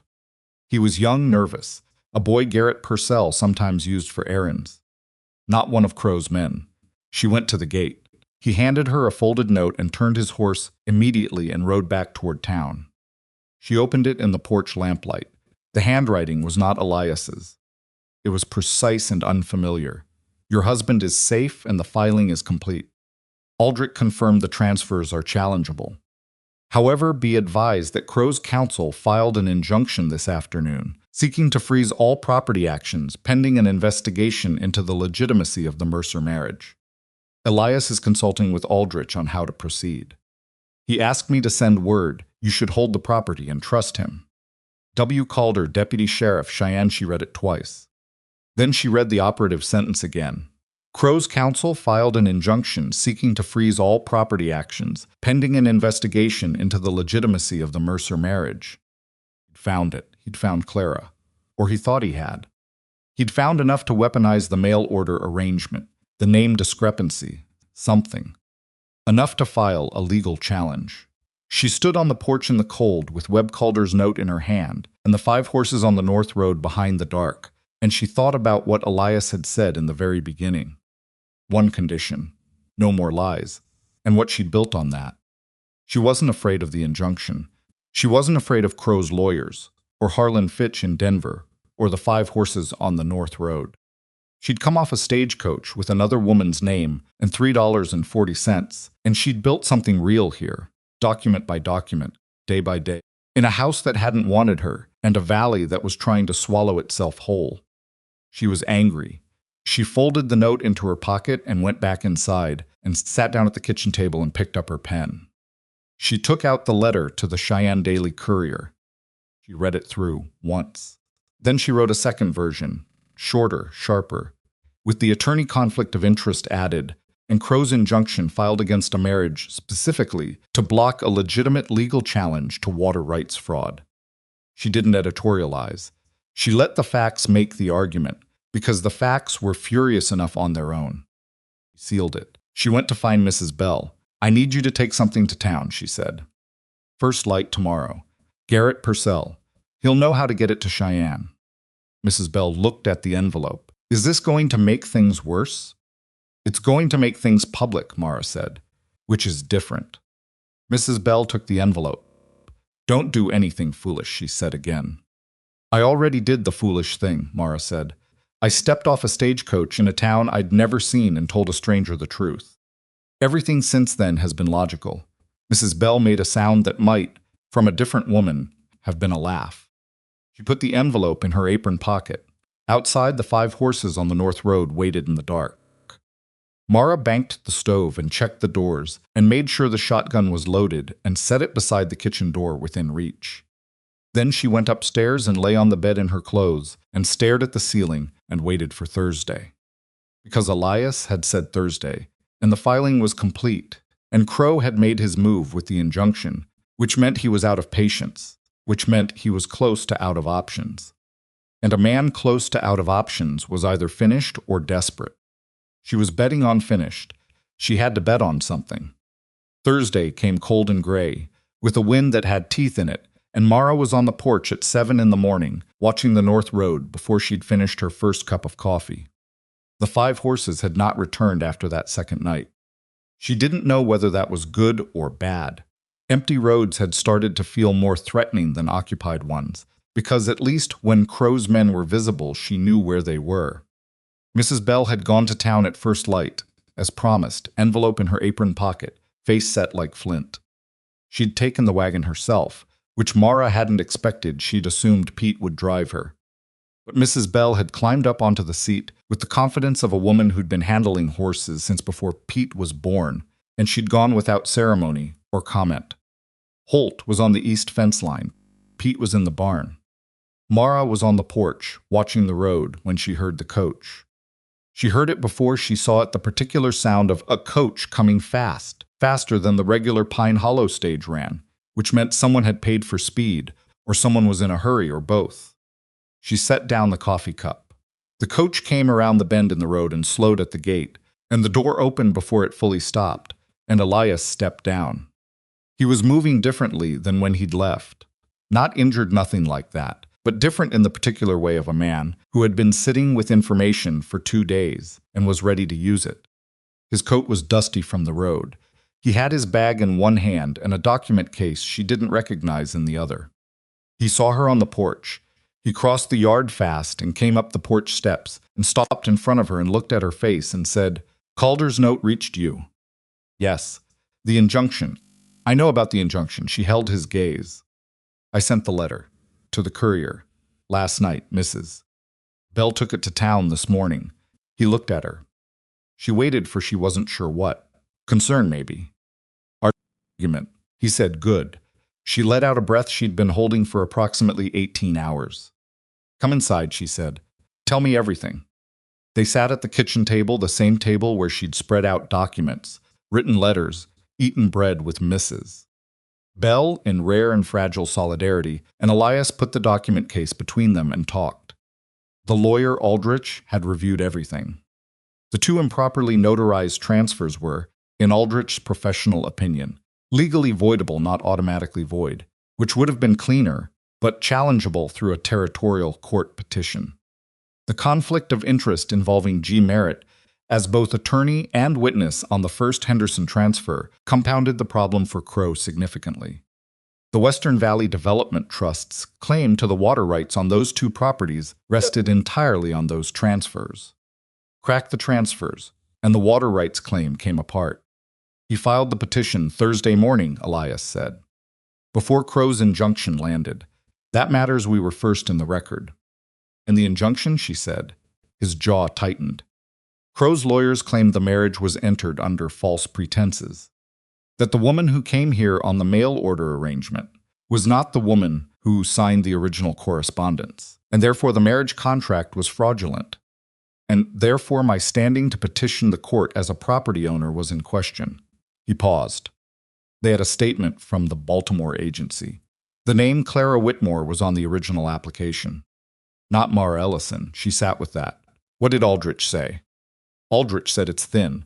A marriage conducted in good faith, with both parties consenting, and the property owner fully informed, which I was. From the moment you stepped off, that coach isn't invalidated by a clerical irregularity in the original correspondence. He looked at her. I gave Aldrich a signed affidavit, stating that I knew who you were before we married, that there was no deception on your part toward me, that you disclosed everything immediately. Something in her chest went loose. You didn't have to. Yes, I did. He said it plain. It's the truth. And Crowe was trying to use your honesty, the very thing you came here with, as a weapon against us. That wasn't going to stand. She looked at the document case. Petition? Crowe's injunction doesn't freeze it? Aldrich argued that the injunction targeted the property ownership itself, not the underlying legal challenge to the water rights transfers, which involves third parties Henderson and the other sellers. The judge agreed to hear both matters together, which Aldrich thinks favors us. He opened the document case and pushed a paper across the table. Hearing date, 14 days. She looked at the paper. 14 days. Is that enough time? She said. It has to be. He pulled out another document. Calder, Webb Calder, he came through. He checked the Carbon County Notary Registry. J. Dillard has been a licensed notary since 1874. The registration is valid. She felt the floor shift slightly, so the Dillard notarizations hold.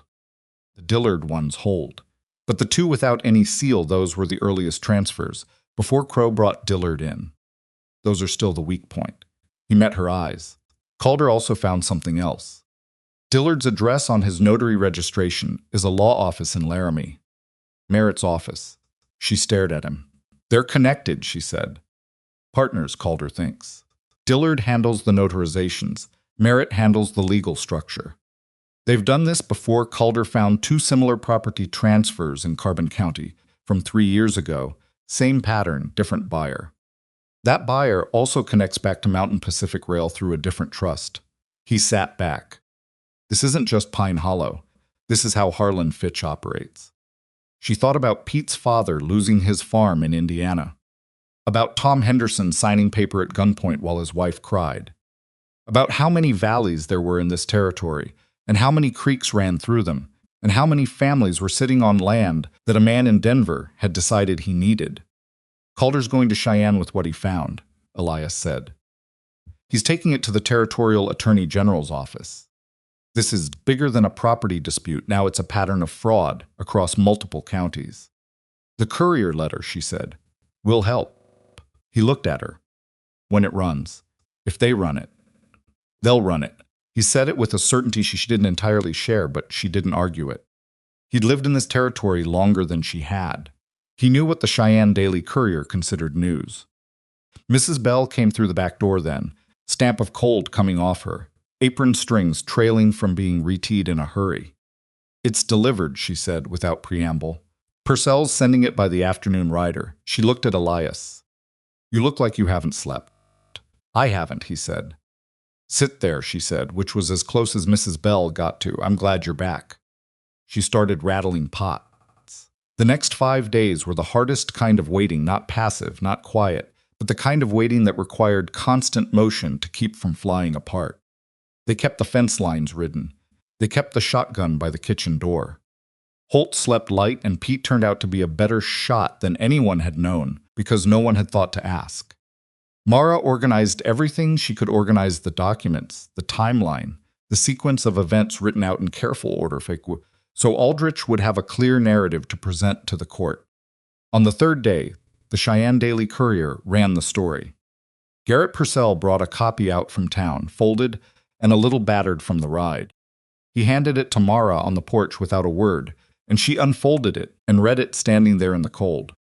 It was on the front page, below the fold, not the headline, but visible. The headline was dry and factual. Questions raised over water rights transfers in Pine Hollow Valley. The story was drier still, which was exactly what she'd aimed for: facts, names, dates, the structural relationship between the Western Valley Development Trust and Mountain Pacific Rail Development, the identification of Harlan Fitch as a principal investor, The questionable notarizations, the attorney conflict of interest involving G. Merit, no outrage, no appeals to sentiment, just the shape of it laid plain in newspaper ink. She read it twice. Then she looked up at Garrett Purcell, who was still standing there watching her face. "How's it landing?" she said. He was a man of 50-some years who had run a general store in a small Wyoming town his whole life and had seen a great many things come through his doors. He looked at the paper. He looked at her. "There were 4 men in my store this morning I've never seen before," he said. "Asking about the Mercer ranch. Not Crowe's men, different. Better dressed." He paused. One of them had a notebook. She looked at him. "More reporters? Or someone sent to find out how much we know?" He shrugged. Hard to say which, but they were reading the Courier. He touched the brim of his hat. "Elias is lucky." She looked at him. "I mean it as a compliment to you," he said, and rode back to town. On the 6th day, Silas Crowe came to the ranch himself. Not with 5 men on the North Road. Not with Broadcoat as a messenger. He came alone, in daylight, riding a good horse, and he came to the front of the property and stopped at the gate and called out in a clear voice. Mara was inside. She heard him. She looked at Holt, who was at the kitchen window. He looked back at her. "You don't have to go out," Holt said. "Yes, I do," she said. She went out without the shotgun. She'd made that calculation deliberately. A woman meeting a man at her gate with a firearm was a different conversation than a woman meeting a man at her gate with her hands visible and her back straight. She wanted to see his face clearly. She wanted him to see hers. Crowe looked, up close and in daylight, exactly as Elias had described. Tall, well-dressed for this country, with the kind of face that had been handsome 10 years ago and had since learned to substitute authority for charm. He sat the horse well. He was holding his hat. She stopped at the gate and looked up at him. "Mrs. Mercer," he said. "Mr. Crowe." A pause. He looked at her face, the birthmark. All of it, and he did something she hadn't expected. He got down off the horse. He stood on the other side of the gate at eye level. "I'd like to speak plainly," he said. "Go ahead." He looked at her with something she couldn't quite classify, not respect, not quite, but something adjacent to it. Like a man reassessing a calculation. "The newspaper story," he said. "That was you." She didn't confirm it. She didn't deny it. "And the documents from the land office and the Secretary of State. That was also you." He said it like a conclusion he'd arrived at, not a question. "Your husband went to Cheyenne for the lawyer, but the groundwork that was done before he went," he paused. "I underestimated you. Most people do," she said. "I should have come to you directly," he said, "in the beginning." Instead of, he looked briefly uncomfortable, which she hadn't expected to see in his face.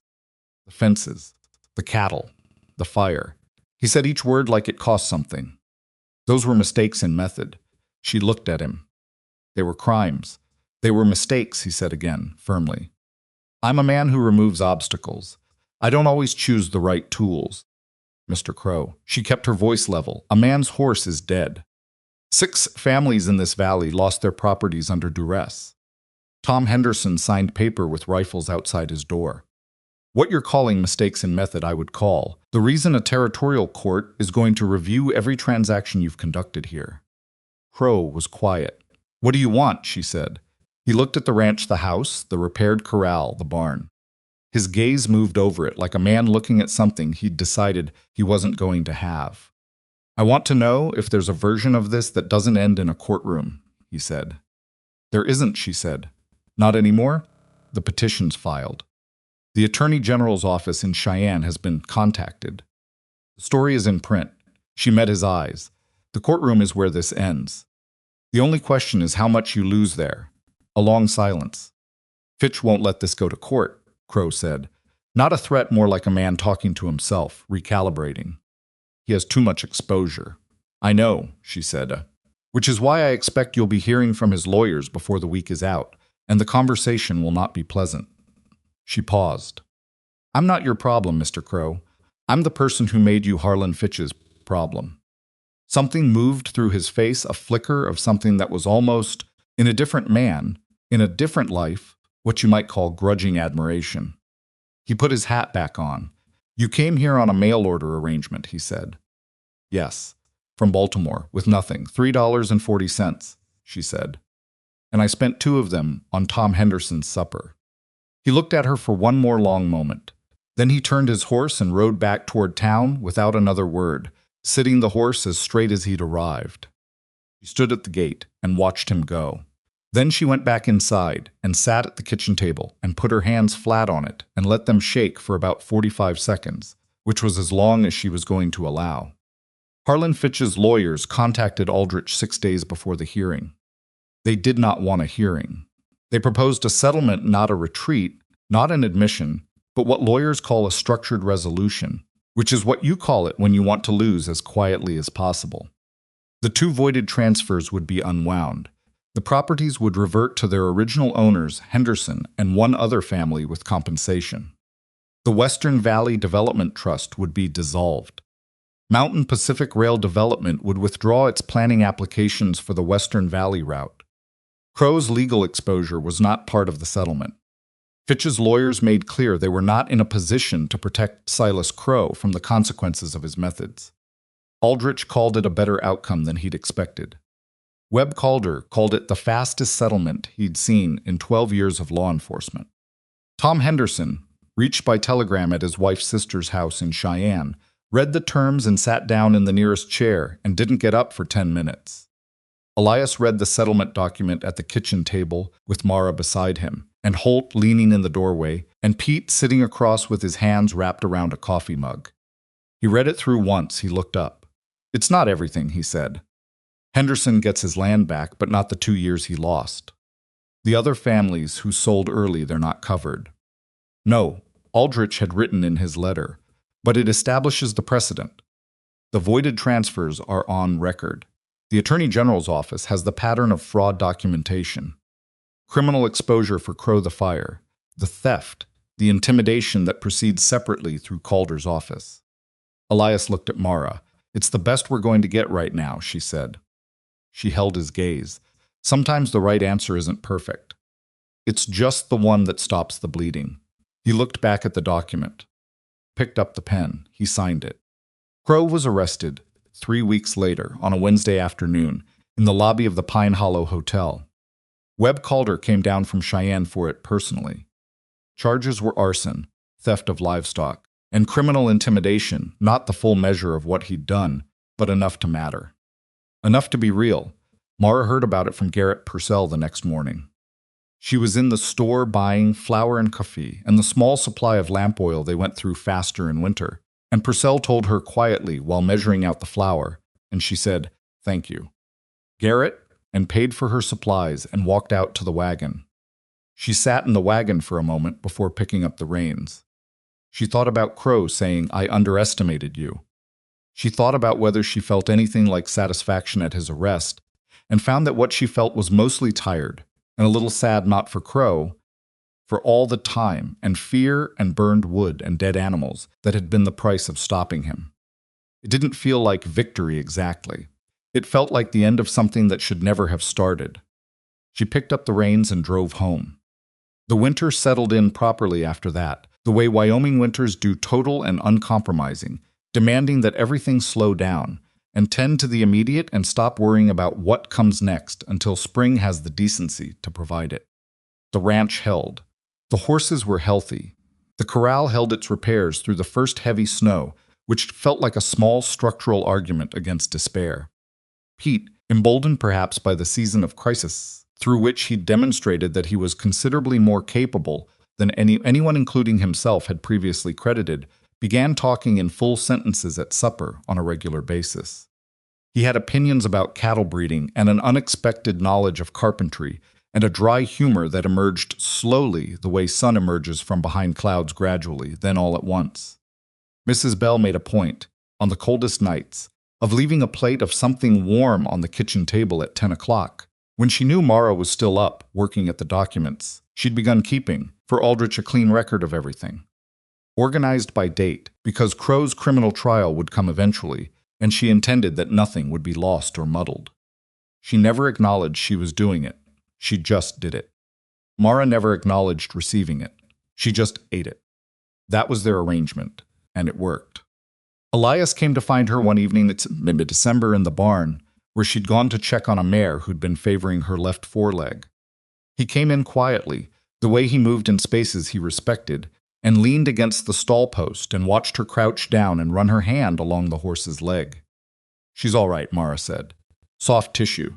She needs 2 days off the work." "I know," he said. "I checked her this morning." She looked up at him. "Then why didn't you say something?" "I wanted to see if you'd find it yourself." He almost smiled. "You did." She stood. "That's an annoying way to test a person." "Probably," he said. He was quiet for a moment. He had his hands in his coat pockets, and he was looking at her with that expression she'd spent 4 months learning. She knew it now. She knew what it meant. "I want to talk about something," he said. "All right. When you came here." He looked at the mare, then back at her. "I told you I'd give you a home and one condition. No more lies, I remember. You held to it. Through everything." He paused. "I want you to know I don't think of this as an arrangement anymore. I haven't for a long time. I don't know exactly when it changed. But it did." She held his gaze. "I know," she said. "I know when it changed for me." "When?" She thought about it honestly.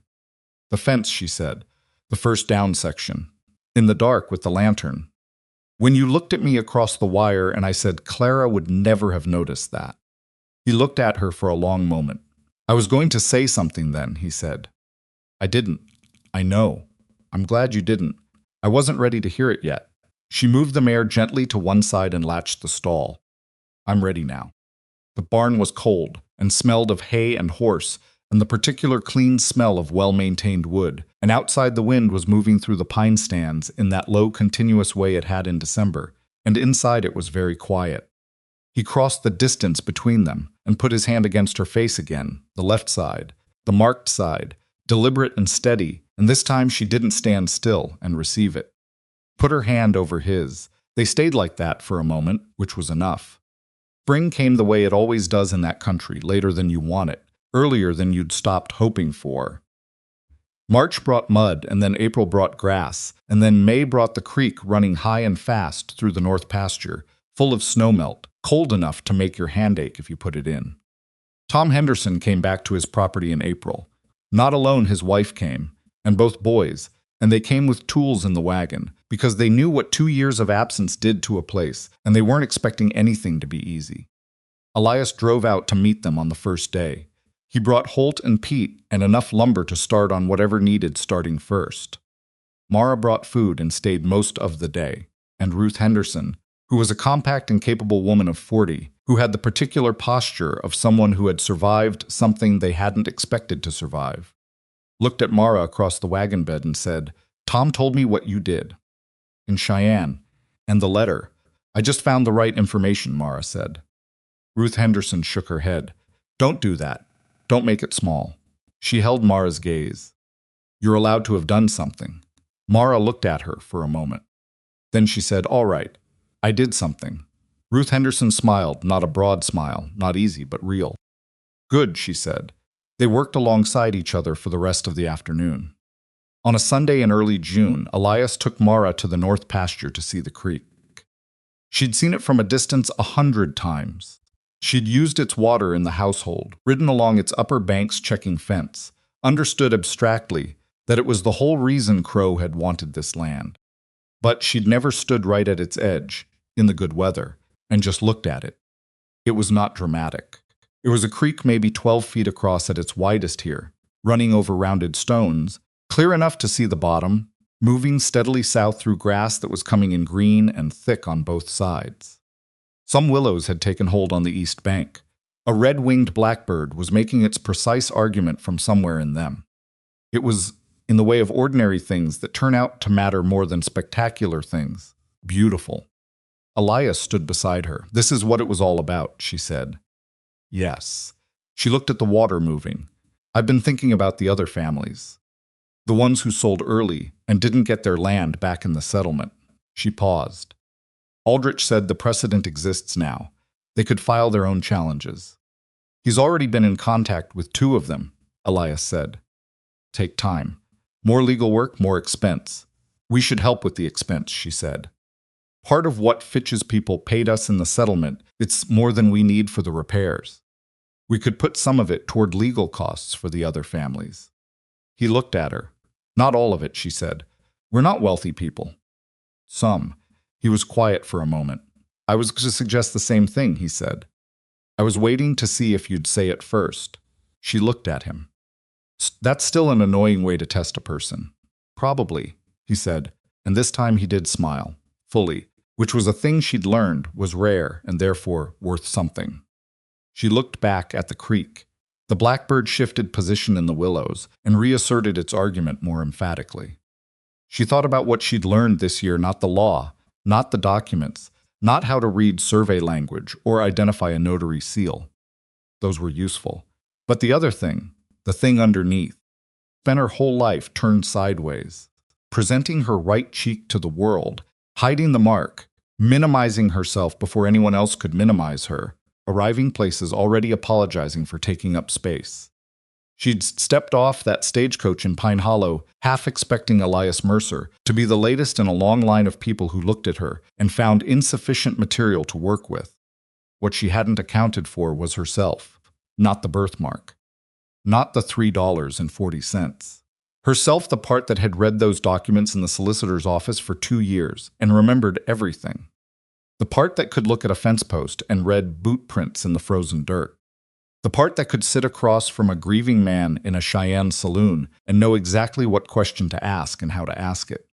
Part that had stood at a gate and told Silas Crowe in plain language exactly what he was. She'd always had those things. She'd just spent a long time letting the birthmark be louder. The mark was still there. It would always be there. She'd stopped turning away from it somewhere around the time she'd stood in a burned-out corral in the dark and told Elias Mercer, "We're not running." She couldn't point to the exact moment, but it was gone, the apology of it. Preemptive shame of it. She was a woman who had come to Wyoming territory with almost nothing and had built something worth keeping. The mark was just part of her face. Elias reached over and took her hand. He did it the same way he did everything directly, without ceremony, like it was the obvious next thing. She let him hold it. They stood at the edge of the creek in the June sun while the blackbird settled into something quieter. And the water moved the way water always moves indifferent to borders and arguments and deeds of transfer. Just going where it was always going, south and steady and clear. Their daughter was born in February 2 years later. They named her Rose, which had been Elias's sister's suggestion, offered by letter from Denver, with the kind of certainty that older sisters bring to naming other people's children. Mara had expected to push back on it. She found, holding the baby in the cold early morning light of the upstairs room, with the dried lavender still on the windowsill, that she didn't want to. Rose was a reasonable name. Durable. Not too pretty, not too plain. Kind of name a person could grow into or out of and find it still fit. Mrs. Bell, who had appeared at the foot of the bed with her jaw set and her eyes suspiciously bright, held the baby for exactly 4 minutes before handing her back, because she had bread to start and wasn't sentimental. Holt from the doorway said, "She's got good lungs," which was the highest compliment he was capable of giving anything. Pete said, "She's got your eyes." Mrs. Mercer, and then turned so red he had to leave the room. Elias sat on the edge of the bed beside Mara and held the baby with the particular terrified carefulness of a man who'd spent his life handling large animals and was suddenly confronted with the most fragile thing he'd ever touched. He looked at Rose. He looked at Mara. He didn't say anything. He didn't need to. She knew what it was. Years later, more than Mara could conveniently count. Enough that Pete had married and had children of his own, and Holt had retired to a small house at the edge of Pine Hollow, where he could watch the street and disapprove of things at his leisure. Elias took Mara back to the barn. Not the original barn that one had been expanded twice, improved, made into something sturdier and better than it had been. But the same spot, the same packed earth floor, the same proportional relationship of post to beam that she'd memorized without meaning to in those first weeks. He stopped in the middle of the barn and turned to face her. "You've been thinking about something for 3 days," he said. She raised an eyebrow. "How do you know?" "You get quiet in a particular way." He said it without apology. Different from your regular quiet, more internal. 20-some years had settled into both of them, The way seasons settle into land, changing the surface, shifting the depth, but not changing the essential nature of the ground. He was grayer. She was too. His hands were more scarred, and her face had the particular weathering of a woman who'd worked outdoors through Wyoming winters for 2 decades.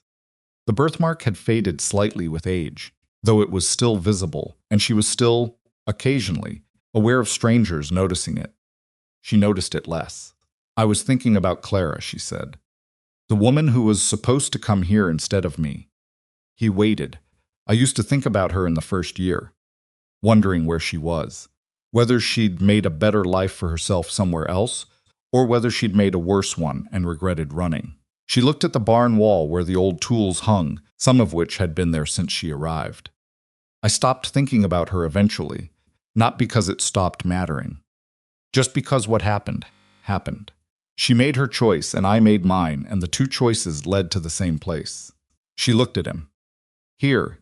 He reached out and put his hand against her cheek. "The same as always. The marked one, the left side, deliberate and steady." "You were never the wrong bride," he said. "I knew that, before I knew your name." "You didn't know anything before you knew my name," she said. "You saw a frightened woman get off a stagecoach, and you were kind to her because that's who you are. That's not nothing." "No," she said. "It's not. It's actually where everything started." She put her hand over his, the way she had the first time, in the cold barn in winter 20 years ago. "You didn't choose me because I was brave or smart or useful. You chose me because I told you the truth when I didn't have to. And I stayed because you told me the truth back." She paused. Everything else came from that. He held her gaze. "That simple? That simple, and that hard." She lowered her hand. "Honesty is the easiest thing to say and the most difficult thing to actually be. Most people can't manage it because it requires letting someone see the full picture, including the parts you're not sure you can justify." He looked at her with that expression, the one she'd spent 20 years learning, and still sometimes found new layers in. "I love you," he said. "Not I've always loved you, not a speech. Just the present tense, direct and plain, the same way he'd first handed her coffee and said, 'You're all I need,' like he was reporting a fact he'd confirmed and had no reason to dress up." "I know," she said. She looked around the barn, at the light coming through the boards in the particular slant it always had at this hour in this season. The smell of hay and horse and good wood. She thought about a woman on a stagecoach with $3.40 and a borrowed name and a birthmark she'd spent her whole life apologizing for. She thought about what it meant to arrive somewhere with nothing and build something anyway, not through exceptional luck or a life without hardship, but through the persistent, unglamorous work of showing up every day and doing the next right thing. Most people who'd seen her step off that coach would have bet against her. She'd nearly bet against herself. The lesson, if she had to name one, and she wasn't a woman who usually went looking for lessons, because life delivered them without being asked, was this: the thing that marked you was not the thing that defined you. The birthmark, the borrowed name, the wrong stagecoach stop, the absence of anything to start with. Those were the conditions, not the story. The story was what you built inside the conditions. And you could build more than you thought if you were willing to be honest about what you had and stubborn about what you wanted. If you were willing to not run. Outside, Rose was calling something from the yard, her voice carrying the particular authority of a grown daughter who had strong opinions about supper timing. Elias looked at the barn door. He looked at Mara. "Ready?" he said. Took his arm. "Been ready," she said. They walked out of the barn together, into the early evening light of a Wyoming summer, into the sound of their daughter's voice, into the ordinary and unrepeatable life they had built on this ground. Creek ran south in the north pasture, the same as always. The horses were in the repaired, twice repaired, sturdy corral, and the woman who had arrived with nothing, and been nothing by every measure the world had previously applied to her, walked across her own yard to her own house and went inside. Supper that night was louder than usual. Rose had brought her husband, a quiet and capable man named Daniel Voss, who had come to Pine Hollow 6 years ago to work the lumber trade and had stayed, as people sometimes do, because of a specific person rather than any general attachment to the place. He was good for Rose in the particular way that good matches are good, not because he completed her or softened her edges, but because he was honest with her and she was honest back. And they'd built something on that foundation the same way her parents had. They had 2 children of their own. A boy named Thomas after Tom Henderson, who had passed the previous winter at a respectable age, having gotten his land back and worked it another 15 years before his body decided it had done enough. And a girl, 7 years old, and already demonstrating the particular brand of focused stubbornness that misses. Belle, who was still alive and still opinionated at 81 and living comfortably in town, called the Mercer look. Table was full.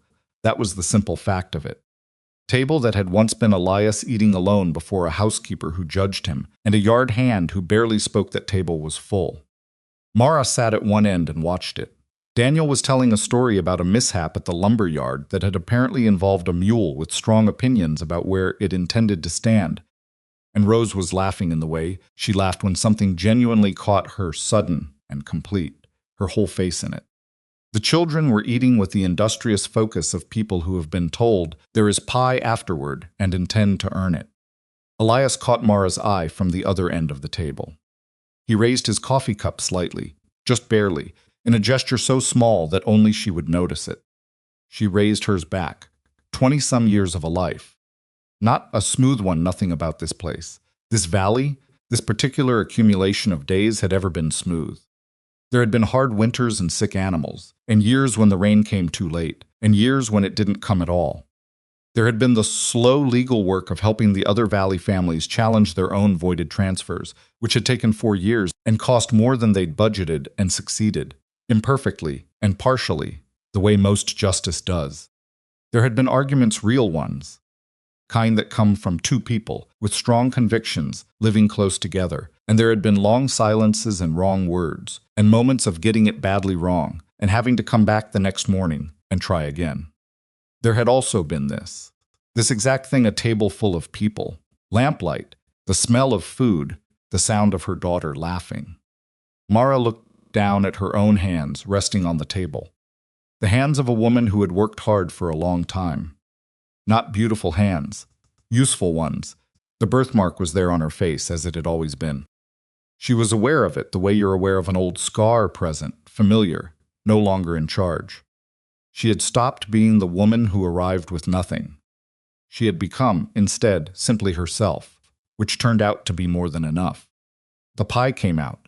The children abandoned all dignity in their enthusiasm for it. Daniel lost the thread of his story. Rose refilled the coffee.